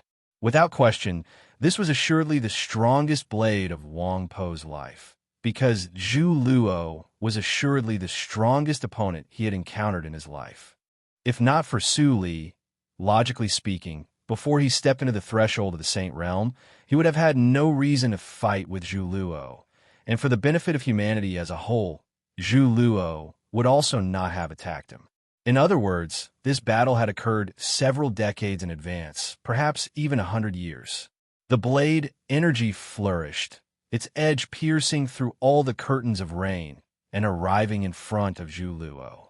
Zhu Luo still had no intention of using his sword. He attacked again. This time he stuck out 2 fingers. Wang Po's blade stopped in the torrential rain, unable to descend any further. Separated by tinsome zhang, Zhu Luo's 2 fingers transformed into a storm and clamped down on Wang Po's strongest blade. It was just like how Liang Wang's son had used 2 fingers to clamp down on Qin Changsheng's sword. The difference in strength between Qin Changsheng and Liang Wang's son was as great as the difference between Wang Po and Zhu Luo, perhaps even greater. The distance between the secular world and the divine had always been insurmountable. The storm and the blade met on the long street, locked in a stalemate. The wet fallen leaves were still drifting in the air. With a sharp swishing sound, several tears appeared on Wang Po's clothes. In the end, his blade domain was not perfect, especially after he attacked with his blade. For the supreme expert of the continent, like Zhu Luo, his eyes were the intellectual sword. A fallen leaf, seemingly in accord with the supreme principles of the world, avoided Wang Po's blade energy and floated down on the blade.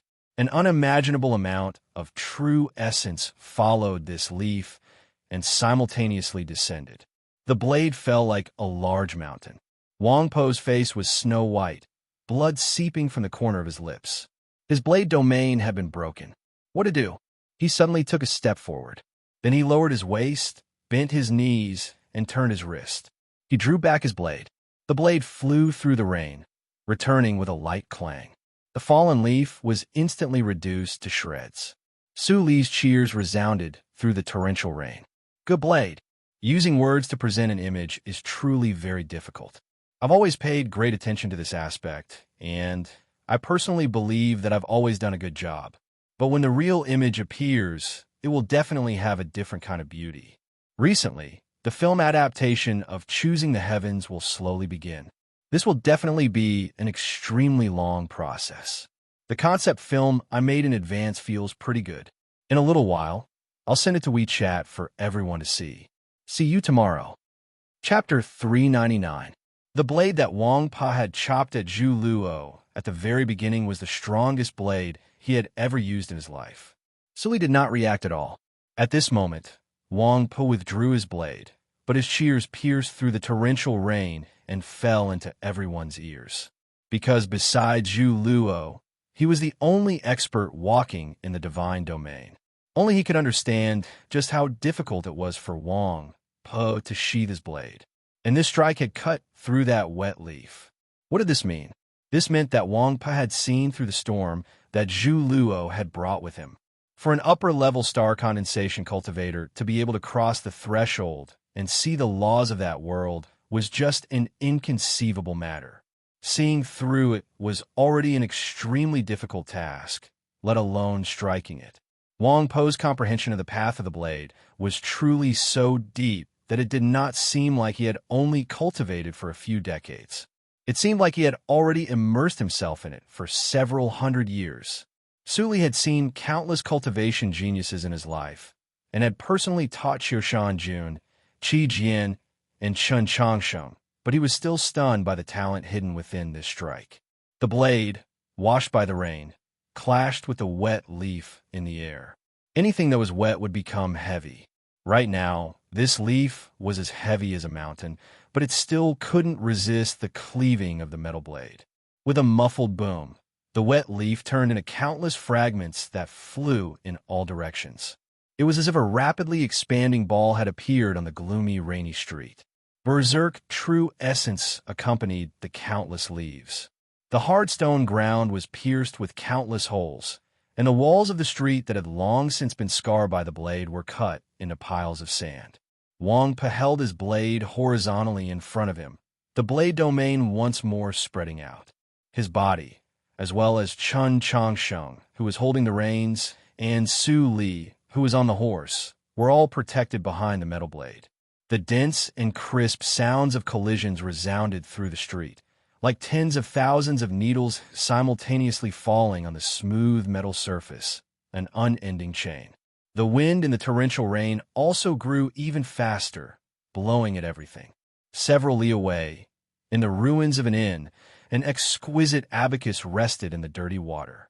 The beads of the abacus fluttered in the wind, giving off a crisp clatter. It truly was like a piece of music.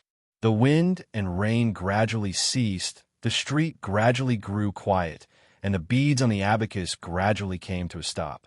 Wang Pa still stood in the same place, not moving a single step. The iron blade was still in his hand, and he had no intention of putting it down. However, his complexion was already very pale, and his plain clothes were full of tears and bloodstains. The streets were quiet. Water dripped from the remaining eaves, but no one felt annoyed because no one cared about such things. Chun Changsheng no longer had the reins in his hands. He gripped his sword with both hands and looked forward with a serious and focused gaze. Separated by Wang Po's shoulder, he looked at the undefeatable expert who was like a god. Wang Pa had already suffered severe injuries. Zhu Luo had yet to make a move. no matter how one looked at it. Wang Pa had already been defeated. However, he had still managed to block Zhu Luo for a moment, which was already very impressive. Now, it was naturally his turn to block the attack. Zhu Luo did not notice Chen Changxing's actions. With a slightly surprised expression, he looked at Wang Pa and said, "I didn't expect that you haven't even cultivated to the very peak of star condensation, and you're still extremely far from being half a step into the Saint Realm. Yet you're already able to pry into a few of the peripheral laws of the divine domain." Wang Pa said, "All things share the same principle. The secular world and the divine have their places of connection." Zhu Luo said, "With such talent, such comprehension, it's no wonder you dare to attack me. But what meaning is there? Yes, in this entire affair, Wang Po's talent and unswerving determination had no meaning whatsoever, because he could not defeat Zhu Luo. Zhu Luo's sword was still in its sheath, but he was still able to make the strongest expert of the proclamation of liberation covered in blood and heavily injured. His name shook the world, obscured by the wind and rain. His strength was truly unimaginable. The difference between the two was in age, in cultivation, in that abyss that separated the divine from the secular. It was not something that talent and willpower could bridge. How could Wang Pa not be defeated? But some people did not see it this way. "You've lost," Su Li said. The crowd in the distance watched the battle. Upon hearing these words, they were filled with confusion, thinking, just how is this possible? Wang Po's entire body was covered in blood. He was clearly heavily injured. So how could he have the slightest chance of victory? Su Li sat on his horse and looked at Zhu Luo. "Losing to a junior like this, don't tell me you don't feel ashamed?" The hair on Zhu Luo's shoulders slowly floated in the wind, as did his two eyebrows. However, just when he was about to say something, he calmed down and lowered his head to look at himself. There were no wounds there, nor were there any bloodstains. There was only a corner of his robe slowly drifting down. An extremely small piece of his left sleeve had been cut off. Whether it was Zhu Luo or any cultivator of any level, this would not affect their battle prowess. But seeing that piece of cloth drift down into the rain in front of his feet, Zhu Luo did not say anything for a very long time. Seeing this scene, the crowd was silent. They thought to themselves, could it be that he really has lost? How'd he lose?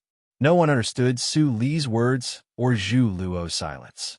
Chen Changxing also did not understand, but Liang Wang's son vaguely understood. Wang Pa understood, but he did not accept it. Victory and defeat, on the surface, had exactly the same meaning.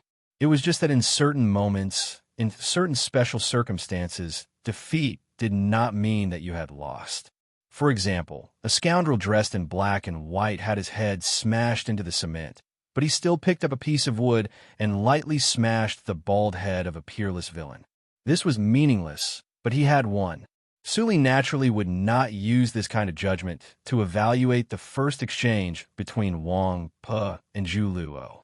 Wang Pa had naturally lost, indisputably, as a matter of course, and as a matter of course. However, he still believed that the one who had lost was Zhu Luo.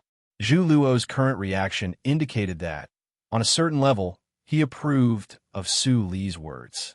When Zhou Dufu was 3 years old, was he already able to defeat an unparalleled expert under the heavens? When the Tianhai Empress had just entered the palace, just who could she defeat?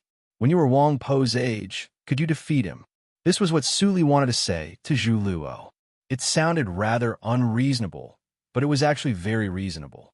It was just that this reasoning could only be understood in the domain of the strongest people on the continent. Chen Changxing understood.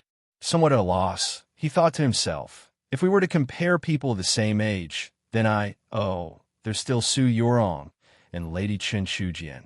Aren't I the strongest? Su Li did not know what Chen Changxing was thinking, or else he would definitely have laughed at him. He continued to say to Zhu Luo, "There's another problem. You've regressed too much." Zhu Luo said nothing, displeased. The drizzle fell, not daring to touch the cloak on his body, avoiding and drifting away. Back then, you were able to kill the second demon general with a single sword reflecting the moon. How can the current you be a match for Heidi? The confident and unrestrained man who once wrote poems and killed people is now old and without any drive. That's fine, but you just happen to be someone who doesn't have the slightest magnanimity. You can't even compare to that woman Tian Hai. For several hundred years, you didn't dare to take a single step into the capital, and now you actually want to borrow the power to kill a junior that might threaten your position. TSK, you really are quite promising. Suli continued, why? You're old, almost 1,000 years old. You should have died long ago. To be old and not die, what is that? It's a thief, an old thief. People are just like trees.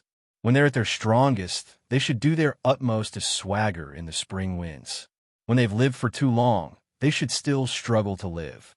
When their bodies age and turn into rotten wood, when they're finally struck by lightning, what meaning is there in that? Zhu Luo finally opened his mouth. Looking at him, he asked, are you done? Suli replied, I'm done cursing. Zhu Luo said, what you say is reasonable. Suli's sword-like eyebrows perked up. Somewhat interested, he asked, how so? Zhu Luo said, this is your second sword. Every word struck the heart, every sentence a sword. Suli was heavily injured and unable to fight, but his sword heart still existed, so his words could still hurt. Suli calmly looked at him, confirming that this old fellow really did have the qualifications to be absolutely arrogant. He was actually not affected in the slightest. I received 2 of your swords, so now it's my turn to use my sword. Saying this, Zhu Luo's right hand, like a dragon breaking through the clouds, moved to his waist and gripped the hilt of his sword. The dark clouds descended once more. The rain fell once more, the sky darkening once more. Fallen leaves fell one after another, filling the sky with droplets of water. Zhu Luo unsheathed his sword. The sword was not bright, nor did it seem to have anything special about it. However, the edge of the dark clouds that enveloped Xuanyang City suddenly brightened, as if they had been plated with a layer of silver. Was that a halo of light? What was behind the clouds? Was it the sun? No, that was the moon of the demons that should not have appeared in the human world. That was Zhu Luo's past, his greatest glory. Many years ago, in the snowy plains, he saw that bright moon and recited a very beautiful poem. He killed a very powerful opponent, and thus became an expert of his generation on the continent, gaining the title of drinking alone under the moon. Finally, this expert revealed to Xuanyang City the true scene of the Saint Realm. Separated by layers upon layers of rain and countless wet leaves, Chun Changsheng could sense that majestic and dignified energy of light. He felt his body grow stiffer and stiffer, and even subconsciously wanted to avoid it. This was the Saint Realm. As it turned out, the domain here was not the star domain of the star condensation realm. A field of light enveloped everything without any distinction. So how could one attack it? He had studied the Taoist canon since he was a child, so in terms of experience and knowledge, he would not lose to anyone. However, he could not understand the light at the edge of the dark clouds or the light brought by that sword, because the operating rules of the divine domain had already surpassed his ability to understand. The pitch-black torrential rain, the bright sword, the leaden clouds that seemed about to burn. In front of this spectacular backdrop, Wang Po's figure seemed even smaller, as if he could be swallowed up at any moment. Forget it, Chun Changxing yelled at him. Wang Po did not turn around. I still want to try again. It's not easy to have this sort of experience. The torrential rain washed over his face, devoid of fear or joy. Just like his voice, it was so calm that it made one's heart palpitate and feel respect. This was true serenity, the serenity of hearing the Tao in the morning and dying in the evening without regrets. Chun Changsheng said no more, knowing that he had learned a few more things. Zhu Luo's sword arrived. The world was either light or darkness. The sword came. The dark storm brought with it light. No matter how big the world was, there was no corner that could be avoided. Not even Wang Po could avoid it. He once more struck out with his blade. Without any novelty, he swung his blade in a straight line, but where the blade energy landed, it was brimming with novelty. He did not strike at that sword glow, did not strike at the falling leaves, did not strike at Zhu Luo Tinsum Zhang Wei, but at the wind and rain. The wind and rain moved through space. Wang Po's blade descended in a straight line, cleaving apart the pillars of rain, cleaving apart the wisps of wind, cleaving apart space. With a swish, a gloomy opening appeared on the rainy street. As long as one was in this world, there was no way to avoid Zhu Luo's sword. Then let's cut open a new path and go together to a new world. Chapter 400. Wang Po's blade was very strong in that it was sharp enough. With the density of his true essence at the upper level of star condensation, he was able to break through the seemingly weak, but actually the toughest barrier of space. At the same time, strong in that his response was ingenious enough. Only by cutting through space could he transcend the abyss between the secular and the divine and resist Zhu Luo's moonlight-infused sword. The clouds over Xuanyang City were still gloomy and gloomy, their edges still as bright as silver. It was like night had come, and the storm that had filled the streets suddenly vanished. It became abnormally quiet, with only the faint sound of breathing. Those were the shocked sighs of the spectators in the distance. This battle had already surpassed the scope of many people's understanding, but they could feel that Zhu Luo's sword had actually been blocked by Wang Po. How had he done it? This time, Suli did not cheer. Instead, his expression turned serious. It was not because Wang Po's strike was not brilliant enough, but rather because he felt that this strike was too exquisite. It was as if in the blink of an eye, in the time between the two strikes, Wang Po had comprehended something through this battle with the strongest expert of the continent, and had actually taken another step on the path of the blade.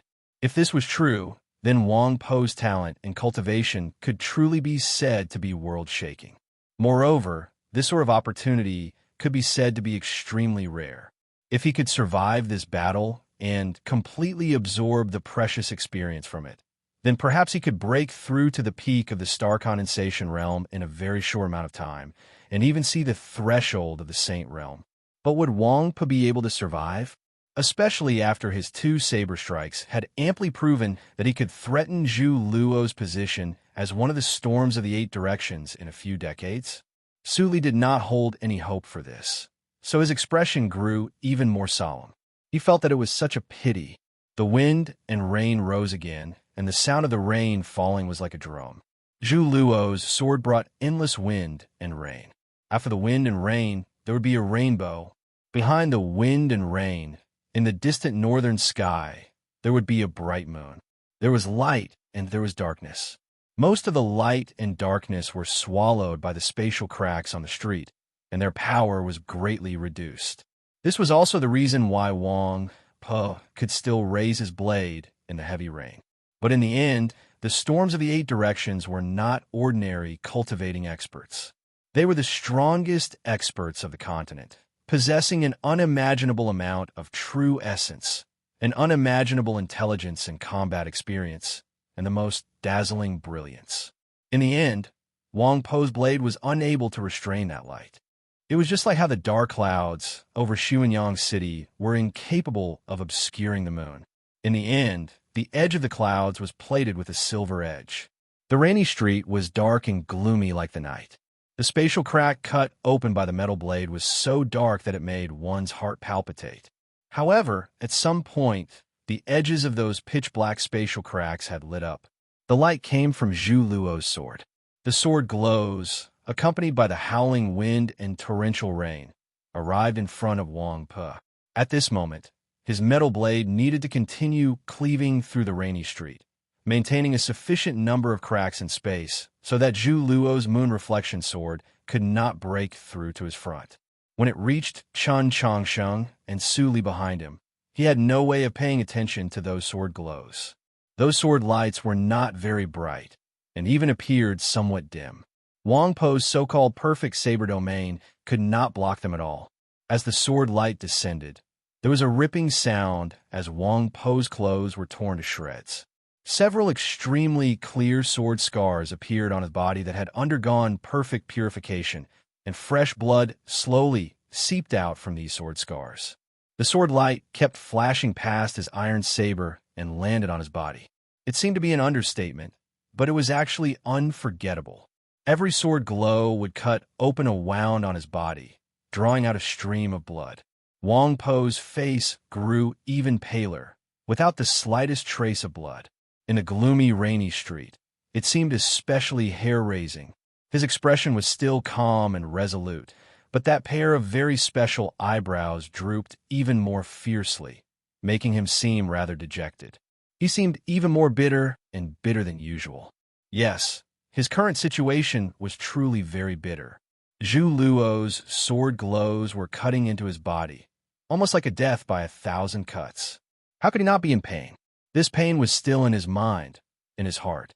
As a genius of the path of the blade that had long since become famous, and he was even now a great hero of the South, he had still encountered Zhu Luo in his homeland, Tianliang County, and could only bitterly and miserably endure this torment. So what if his talent and willpower were powerful? In the end, it was impossible to change the difference in strength and cultivation.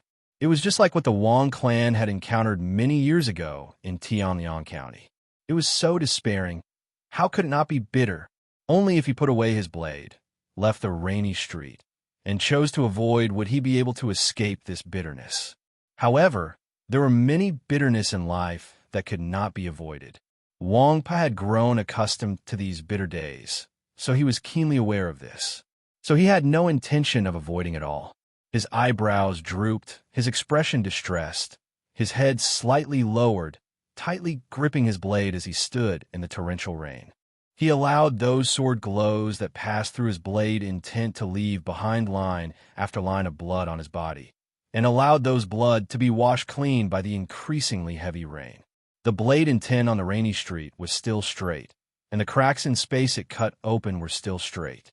As a result, when the torrential rain fell into them, even Zhu Luo was temporarily unable to advance.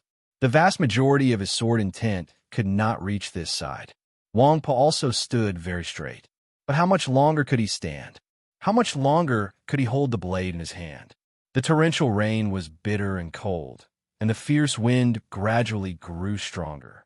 The beads on the abacus in the ruins of the inn began to move again, clattering as if they were beating a rhythm. Further away on the side street, the musicians of the Liang household had long since fled. All kinds of musical instruments were strewn across the ground, blown about by the wind. The gongs smashed against the walls, causing stones to fall from the walls, the stones landing on the drums, the flutes flying into the air pouring into the holes of the flutes, whimpering. There was also a zither whose strings were breaking, clang, clang, clang, clang. It was a very hurried and chaotic piece of music. When would the storm stop? When would the music end? No one knew. At the back of the rainy street, the crowd stood in a deathly stillness. Liang Zhen stood at the very front, his expression inexplicably calm. Liang Hongzhuang stood on the other side of the street, as if he did not want to stand together with the prince's distant cousin. For some reason, as he gazed at the distant Wang Pa in the storm, his expression was rather strange. It seemed like he wanted to cry, but also seemed like he wanted to laugh. In short, it was very complicated. No one knew what would happen next, and no one could even imagine what would happen next. Dark clouds obscured the sky, making the day seem like night. The ordinary people of Xuanyang City had their doors and windows tightly shut, either hiding under their beds or in their jars. None of them dared to come out. The people still on the street were all cultivators, and these cultivators had all come to kill Su Li. In normal times, when experts like Zhu Luo and Wang Po were fighting, they would absolutely not dare to make any strange movements. If they angered their opponents, who knew what sort of price they and the sect behind them would have to pay? But today, many people did not care about these things. When they stepped into Xuanyang City, they were already prepared to pay with their lives. Liang Wang's son, Liang Hongzhuang, and Shui did not think much, but those people did. At this moment, Su Li was riding on the back of that buckskin horse. In the storm, he was extremely striking. Everyone knew that he was already a cripple. Moreover, Lin Songhai had succeeded in forcing him to use his final attack.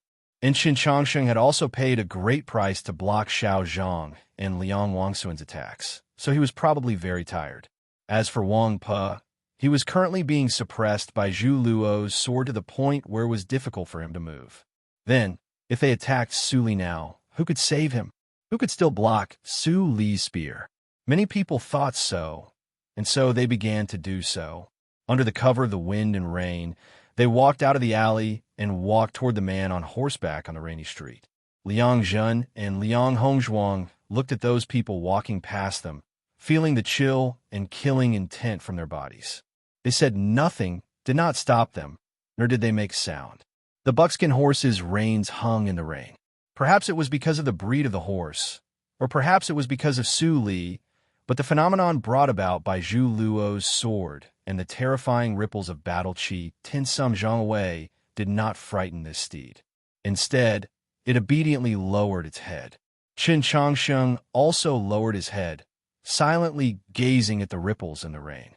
The dragon-cried dagger and the sheath had finally connected, and this was the first time since leaving Xining Village's old temple. Back in Xining Village, Senior Yuren had only chosen this method of combining swords when he went to the back of the mountain to hunt those powerful monsters. Today, he did this because he knew that the enemy he faced today was far too powerful, and also because he wanted to learn from Wang Pe. Suddenly, he raised his head and then turned around. Those cultivators had not expected that he had always been watching behind them. Qin Changsheng and these cultivators stared at each other in silence. Not far away, that berserk and divine sword intent was already growing stronger and stronger.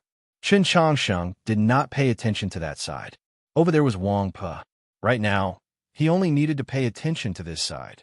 He had already thought through everything, so he was very calm. His eyes were very calm. No matter how fiercely the rain falling on his face was, it was unable to disturb him. A cultivator gave a roar, and his body suddenly split into three, attacking Su Li. Qin Changsheng gripped his dagger with both hands and slashed down at the rainy sky. The place where the sword fell was several zhang away. It was only one sword, but it simultaneously slashed at three figures in the rainy sky. Three people. This was not the intellectual sword, nor was it the blazing sword. This was a move of the Mount Li sword style, the three strokes of the plum blossom. 3 days ago, Su Li had inadvertently told him about it. Swish! It was closely followed by another. It seemed like three clangs of swords resounded in the rain at the same time. Those three figures simultaneously froze in the rainy sky. Then the two figures vanished. That cultivator gave a muffled grunt, clutched his chest, and collapsed onto the rainy street. In his hand, the dragon-cried dagger seemed to come to life. In just a few exchanges, those cultivators that had prepared to ambush Su Li had all collapsed. Just at this moment, he saw out of the corner of his eye that Wang Pe also seemed about to collapse. In an instant, he made a decision. Zhu Luo attacks, Qin Changsheng attacks, the spectators attack. Next, who will attack?